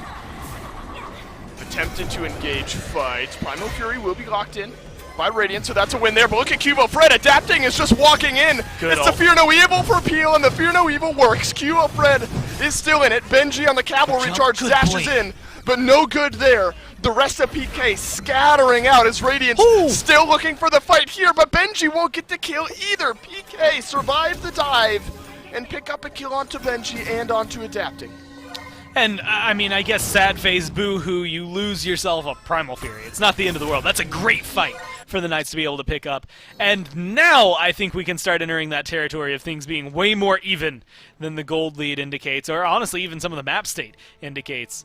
Knights not able to find too much pressure off of that. That's maybe the biggest upsetter over all of that. They could maybe go over there and take that Pyromancer because there's not a lot that Radiance could do about it. But for the most part, they're just going to set up now a little bit stronger, I think, than what you'll see out of Radiance. I see 2 Sentry Wards, one just dropped there by Cuvo in the Fire Pit to make sure they have it. But otherwise, it's push your waves, get control of the map, try to set yourselves up around the Fire Giant Pit to be good defensively. Since no one on Radiance can get aggressive 2-2 yet, you have 30 seconds left. That's going to be when things, I think, really start to pop off for either of these squads. That 7K difference, again, still making a little bit of an impact there, mainly in mid. You can see still blessing online there for Paul, where he hasn't been able to sell it. Neil isn't able to finish off whatever this mantle is going to come into, or the hide is going to turn into here. And still 2 blessings there for Cuvo and Scary D, so they aren't quite getting those tier 3 items online to maybe make the big swing. Although there's a Mantle of Discord for Cuvo. Just as I say that, he trades it out. That's a good call for him. And these Fear No Evils have been on point. That's just going to help him get into the backline a little bit easier and survive the dive from Radiance. Yeah, since I brought up that the Fear No Evils haven't been great, I think Cuvo has really turned that around. Doug, if you could tick back over to the damage charts, I want to see. It looked like adapting was somewhere close to the top there. Yeah, just about 1,000 or so behind what Benji's done on this Guan Yu, and the build maybe does not leave any of that up to surprise. He's got a Heartseeker and a Hi-Rez and an Erentite. I mean, this Tsukuyomi, he finds his way onto Fred outside of a Fear No Evil. I mean, he almost one-shot. And every now and then he throws out a really well-placed Caltrips where it's just going to keep a couple of members of the Knights dancing on it, and maybe individually not a lot of damage, but it's stacked up a lot. I'd say he's getting some free damage out there. That's going to help benefit them overall, and I think, again, it's just the small plays like that that are maybe opening up the door for adapting. I'm actually really happy to see this. You can look specifically net worth. This kind of stuff matters most when you realize there's 1,000 gold between solo laners, but 2,000 gold down there in the support role, which doesn't sound like it would be really impactful, like, oh, the support's not getting gold, what does that mean, who cares? It's the difference between an upgraded Blink there on either side, or, you know, having this upgraded Sunder that Neil has picked up, versus being able to finish off the build that we see there for Aurora. So maybe it opens the door for Aurora to be more of stage forward support here in the next fight. It is Fire Giant enhanced for PK that they're looking at here. They will reset it. Adapting is going to make his way over. Cuvo Fred has the beads, has his ultimate ready to go as well. Adapting has been looking for that Hunbats, and again, we talked about his build. I mean, he has been near able to one-shot any of the squishies that he's gone onto, and the Bloodforge will certainly help there if he is able to confirm any of those kills, keep the uptime high for the Tsukuyomi in the backline. Gore, this is full strength fight for both of these teams. All actives ready to go, all ultimates ready to go. And it's looking like the most important one yet. Map state outside of a tier 2 tower in mid is exactly the same. We're fully in the territory of a deicide wins you the game, depending on who's left alive. Look at Neil, though. Scary D right there with him. Benji stunned down. Aurora considering a leap in, but both teams will continue to play cautious. It's going to be a pick like that. If someone gets caught out here, it might be Neil. That's going to be what could end the game, right? If you just get locked down a little too fast, take too much damage, and in some of these cases, that's going to be the one that opens it. A 4-on-5 is just devastating at this moment. And you can see both of these teams are playing very cautiously and aggressively. Like they're ready to poke their heads out, but not too far. It's just something we saw. I want to say maybe harkens yesterday to Obey, right? This is where those kind of moments make that big difference because one misstep in positioning causes everything to go wrong. It's a roar. It's a roar. He's found Zapman in the backline, and Paul is there as well. Half HP on the Hebo. It's a Fear No Evil to send Benji running. Adapting has not been able to get the kill just yet, but now he does, and look at the shielding from the Bloodforge. Keeps him in the fight a little bit longer. Neilma has to jump away. Zapman burns the Aegis to stay in the fight, but he only has to run. Neilma being looked at by Benji here as well, and the Odin jumps away, stays alive. PK cauterize their wounds, and they only lose Paul. Cyclone Spin, I guess well, they don't get as many kills as they want. I was going to say maybe didn't get the memo that the rest of the team was fighting, cleared up some minions over there to make sure they got a little bit of wave pressure. But I think it's all around this Fire Giant, or Radiance as a whole. Maybe not entirely sure how far that fight was going to go, not realizing it'd get all the way to the Phoenix. 30 seconds on Paul's respawn. It's going to be a 4v5 fight for PK. You can still defend if you think you might need to if you're PK. You don't have to sell out here. Oh my god. All the damage onto Aurora. Aurora has found 3 with his ultimate. Zapman completes the kill with his snipes. This is a disadvantageous fight for PK, but they're getting it done. But it's a double kill, or a double stun rather, from Benji that sets up a big kill for Radiance to turn things back around. Radiance, you now have to disengage. Neilma holding the stun, ready to go. And suddenly we are back to a 3v3. What a fight. What a call from PK to step up and defend. And just be able to, like you said, defend is maybe an understatement. Oh, no! So Zapman finally, first death of the game, and he has to spend a minute out. Paul. Neil's looking to get locked down, jumped over the wall. Might be safe. No, Big Man Tings is there. That's another death, Dave. Big Man Tings just walks around to the corner, and Neil is there. Easy as you like. I guess the saving grace now for PK is that Adapting and Aurora both have 15 seconds on their respawn. When those are completed, it's going to be about 30 seconds on Neil and Zap, so maybe just enough time for Radiance to look towards that enhanced Fire Giant. But there will at least be a full-strength defense for PK.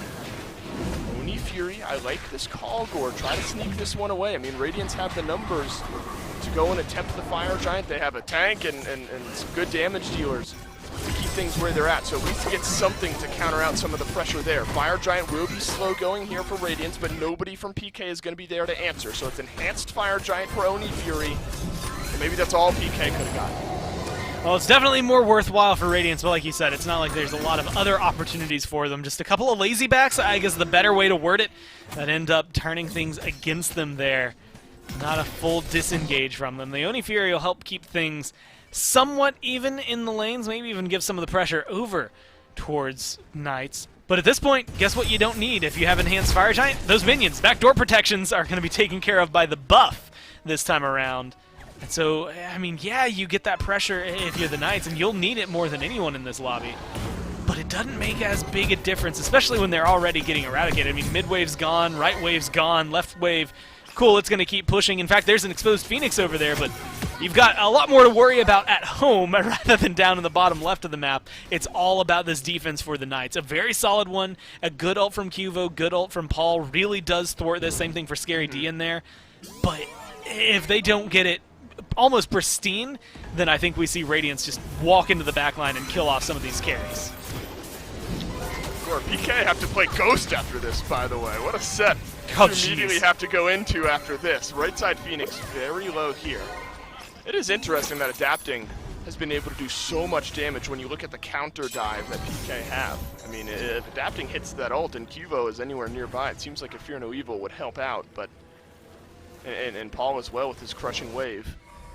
I think I like the cautiousness here from Radiance to not overextend. You get that right side Phoenix. Actually, they need to go back anyway to save their left side Phoenix. Spend up I guess not much of their gold. They don't have much to spend on here. You're just waiting for some 3K pots, it looks like. And we'll group up on the left-hand side because that's all there is to take. We don't need to roll the dice, Gord. We're 40 minutes into this game. We got Enhanced Fire Giant. Let's make the smart play and try to work ourselves in with pressure on the exact opposite side of the map from where we're going to be sieging. And again, it gets some weakened Phoenix and right, no backdoor protections to keep it alive is easy to get. And guess what? They have one more Phoenix here on left that was already taken once earlier this game. It's not just pressured out because of minions. It's just going to be an easy kill for them. Should be able to walk in, sweep it up, and again, force the Knights into an awkward position. It's almost to the point where I would say the Knights might not want to defend this. Phoenix's work as a 6-man when they're full health, but this one should fall pretty quickly to Cyclone Spin. And they even have the minion wave to help them when they don't need it. Whoa, Neil, he's got 3 locked into his cage. There's a double knockup from so Paul good. as well. The Hebo, Auror's dead. big time damage. Aurora right back into the fray, and Scary D picks up the kill. What a call from Neil to jump in, but Gore. 4 ultimates down now for PK. It's only the crushing wave. Aurora, though, dead for a minute. PK may have done enough. He's the big engager, right? Initiator for the Radiance team as a whole. I mean, Benji can maybe get it done for them, but just by himself, it looks like they don't want to be able to get in there. So you have maybe 2 minutes of safety guaranteed here, thanks to the Knights getting that kill. 40 seconds before we see Aurora back, but 47 seconds until Radiance don't have that buff anymore. So you wait another minute for the next Fire Giant. You know, if you're hanging on by a thread, it's a thick thread at that here for the Knights to be able to keep them going. I mean, we're getting to the point where, like you said, you're looking for 3K pots, a couple bought up there by Radiance right now in their inventories, maybe looking to try and sell their boots and get like a true 6th item online, which I believe Zapman has already done. Same thing there for Cyclone Spin. So you're getting some of the truest, purest forms of damage coming out from a few people in the lobby. And it's almost awkward because when games get to this state, Dave, there's a lot to be said. I mean, cool, 10,000 gold, does it make that much of a difference? Maybe in ward coverage, maybe in those 3K pots, power pots, any form of that, yes, it's going to make a difference there. It's small advantages that Radiance are going to have over the Knights. You look at the map state, Open Phoenix definitely ends up causing some trouble for the Knights, giving Radiance yet another little tick in their favor. But at the end of the day, there's one thing that can win you this game, and it is a good team fight. If you lose 3 members at this point with the timers that they have on their death, then nothing good can happen for your team afterward, right? The best case scenario is similar to the last fight prior to Radiance re-engaging, where 3 are dead on each side or 2 are dead on each side, and no one could really do anything with that advantage.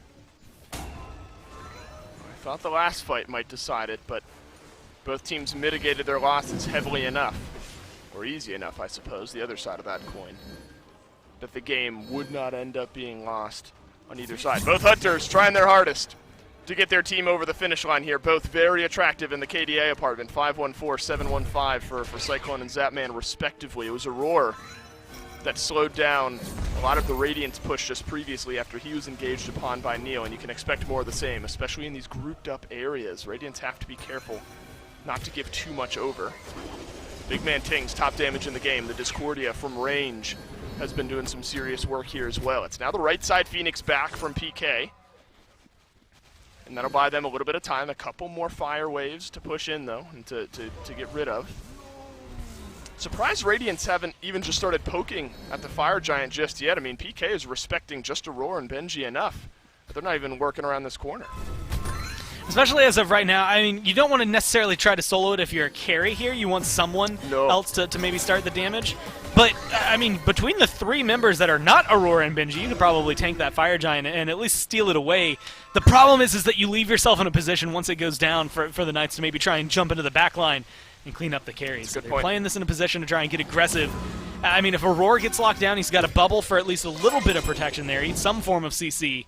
Benji has no such reliability that comes down for him, so if he's locked down, he's locked down. I'm looking at Cuvo, where he's going to be right now, a little bit to the left. If he can get a good Fear No Evil at the very beginning of this that can ideally lock down somebody, they pop the bubble there on Aurora, this is where it can turn around.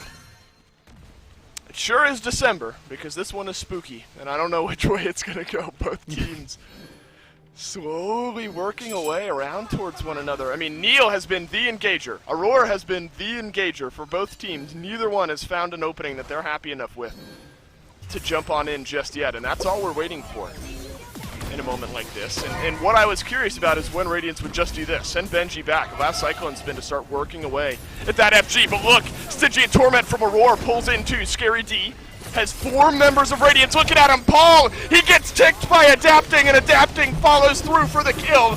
Fear No Evil sends 2 running from Radiance, and Cubo Fred will trade out 1. Cyclone Spin stays alive, but Zapman says not for much longer.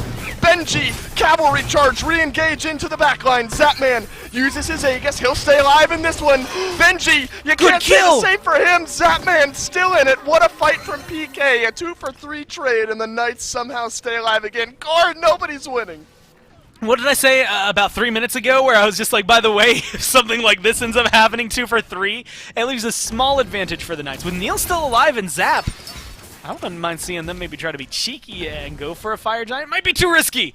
Maybe I'm leaning again too far on that side, not thinking of the safe plays, the smart plays that the pros are going to make here. But I'd like to see it still. I want someone to go over there and just cause a little bit of trouble for Radiance. Either way, you could potentially end up baiting either Aurora or Big Man Tings, or both, into a very poor scenario to fight. In fact, it even looks like they're over there checking to make sure they aren't doing the Fire Giant. But you get yourself maybe the next best thing. It should be a Primal Fury. They might be able to pressure out that tier 2 in mid. Maybe they're just looking to strip away jungle buffs. Either way, this is going to help them strip some gold back in their favor, some power away from Radiance, as well as set themselves up a little bit better for this Fire Giant that's been hanging around with that Primal Fury now on their side. It comes down. Hey, Dave, tell me if this sounds familiar. It comes down to the next team fight. So whether or not one of these teams can truly we'll be right pull eventually. ahead. Well, I mean, it's always going to be perpetually the next one. Again, if it goes 2-for-2, 3-for-3, 2-for-3, any of those kind of combinations, probably not going to see anybody win. But a 4-for-1, anything like that, then you're going to start seeing things tip and the scales really start to favor you. Knights have been doing a good job of staying alive, specifically for Cuvo and Zap. I mean, Zapman's only got the 1 death so far this game. Paul has been the primary target. Adapting gets back to this Hebo every single game. Maybe a lot of practice yesterday because he was able to do that against Shinto a lot. But 0-5 and 12, like, Paul still has a good mark on the game, is still getting a lot of damage out. It's just the unfortunate, sacrificial lamb here. If he stays alive in any of these engagements and survives Adapting's dive, then I think Radiance just full-on end up getting wiped from that point forward. You get so much burst that Paul's going to be bringing to the rest of that team fight that they just haven't had available to him yet. God, Big Man Tinks just made it so difficult for the Knights to fight into this. A Strife, the first ability. If any of that hits you and you're somewhat squishy, almost all, if not just about half of your health bar is gone. Big Man Tings, I think, hit a big ult in that last fight that kind of deleted Paul's health, and then Adapting was there on the follow-up. Not surprising that Adapting is 6, 6, and 7. I mean, you pointed out, he's consistently got onto the Hebo, got on to the Hunbats in the back. But then it's a cage, it's a Fear No Evil, whatever it is. We've reiterated this, and Adapting is effectively leveraging that. If I can at least get 1 kill, maybe the Bloodforge keeps me alive, but it might be worth it at the end of the day, depending on what target I'm marking. We are barreling towards the same thing that we've seen previously, Gore. And it seems like neither team has made a massive adjustment on the way they're team fighting. Again, notably Neil, notably Aurora being the ones to engage, and then Adapting trading out his life in the meantime. Adapting is lurking over to the right-hand side here. Benji tanking up the FG. Cyclone Spin can do this with Benji, but Radiance don't want it anymore. The FG is reset, and Radiance will back away once again, but Neil, he's found 3 with his cage, and Big Man Tings will back on out. Stygian Torment from Aurora is beatsed out and mitigated heavy from range. Scary D will catch the apple, and Thorns will return some damage. And that's all she wrote for this small engagement. 4 ults up still for the Knights, though. Pit control no longer very heavily guaranteed by Radiance, and as Doug highlights, a nice big wave over there about to start pressuring that left Phoenix, so Radiance going to be distracted. Zap, the snipes are not going to be there. He's just up in the air. It's not working out well for him. I don't know where Neil's health bar went. Adapting finds Zapman with the ultimate as well. There's a Fear No Evil, but Aurora, he stays alive here. The Cerberus still in it. Big Man Tings picks up a kill after all the damage he's dealt. Cubo Fred left running. It's the cleanest fight we've seen so far. Adapting lose 1, PK lose 2. Not a massive sweep, but maybe enough to get you the Fire Giant. At least enough to get you the Fire Giant. Although, look, and I'm going to say this under the knowledge that Paul is 0-5. This is where I want you to, like, where you can maybe start to throw your life away. With 2 members dead, maybe not. I'm speaking too soon again. Where you could just go in, try to do something about it, although at this point, Radiance would just drop it, kill you, then get the Fire Giant anyway, and probably win off of that one. Get about half health taken off of the Phoenix. But again, Enhanced Fire Giant, both right and left Phoenix here for the Knights. It has been weakened in the past, so it should be pretty easy for them to take it down. They have the numbers advantage. Ult's coming up, though, for Huvo and Scary. Yep. Could find a defense. Probably not on this one, but maybe the next Phoenix around they'll be able to do something a little more. Yeah, not totally free here for Radiance. Keep your eyes on Big Man Tings. He's been the man. The big man, I suppose, over the last few fights. Snap mirrored in. There's a Fear No Evil. And look at that onto BMT. Dazzling offensive now, but the Apple connects onto Scary D to force the Amaterasu out. Oh, that's way too much damage for Cubo Fred to deal with. Adapting is here onto Scary D as well. Neilma has respawned. Paul might need to wait for a respawn, and Benji can capitalize, and he sure can. The walls will not kill off Benji this time around unless Zapman can. He sure can. Benji, goodbye. Another 2-for-1 trade, this time Radiance still ahead in the kill department. But shoutouts, I think, to Big Man Tings more than anything. Zapman for getting that kill, 11, 2, and 6. Part of the main reason the Knights are still in this one right now, as well as part of the reason I think they've been able to make it to 3 games so far against Radiance. But more so Big Man Tings. I mean, getting Dove on has multiple ults dropped on him just to try and lock him down. And he still turns around to kill in all of it. He still stays alive in all of it, his full health, being able to go into this. He's on Zapman in the backline, and Roar just gets it done all by himself. And now 4 members of Radiance working in onto Neoma, onto Scary D. Not enough damage, I don't think, to defend here. Radiance can just walk their way in. Cyclone Spin is going to melt away at this Titan along with the rest of Radiance. PK, they defend as long as they can, but it is not long enough. Radiance in 51 minutes. Send PK on to Ghost with a 2-1 win.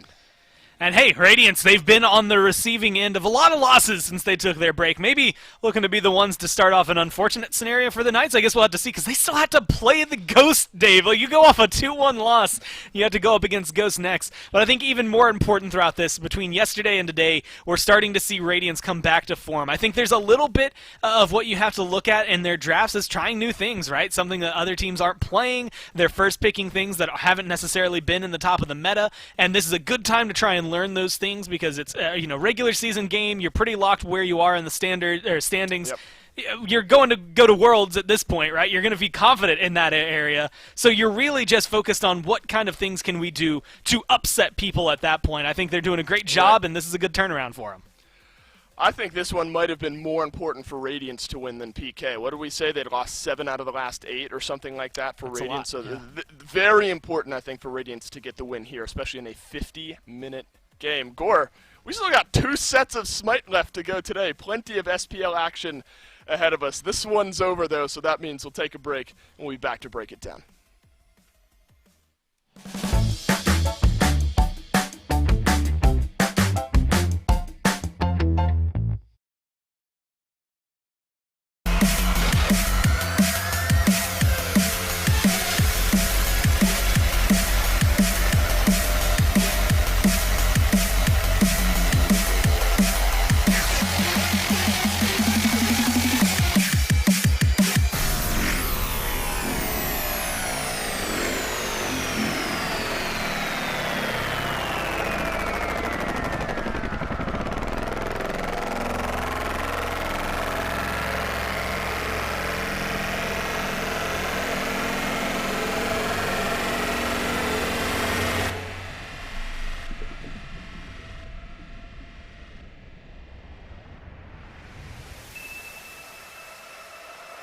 After they came and destroyed the land, there was one spark of hope left for all of mankind.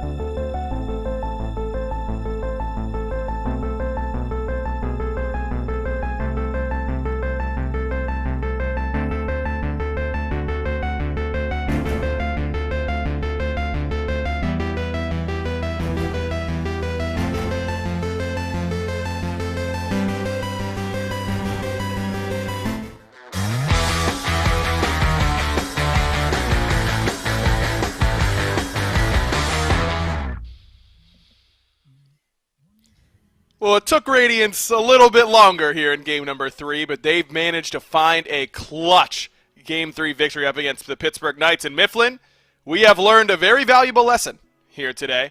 If you can, at all, play your games, you can't afford to delay them, because coming back from breaks seems to be a death sentence for some great win streaks. PK stumbles here up against this Radiance team that seems like they're having trouble finding their way at the same time.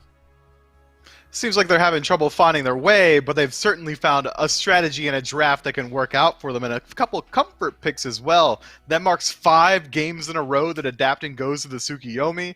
Maybe not the most impressive win rate, but certainly a good performance on it, especially in Game 3. I don't know, man. I feel like this Radiance draft, or this roster rather, really has started to hit their pace again now. Two set wins, I'm willing to say that they're back. They're doing pretty well for themselves all of a sudden. This Discordia ult that ends up hitting Paul wins Radiance the team fight instantly. A little bit unlucky, I think, fair to say there for Paul, but Big Man played so well in this game on the Discordia. And Adapting, you compare his Game 3 performance to his Game 2 performance, pretty different in terms of impact. He was below Aurora in the last game. Now he's near the top of the player damage charts. I thought he turned it around really well on the Tsukiyomi.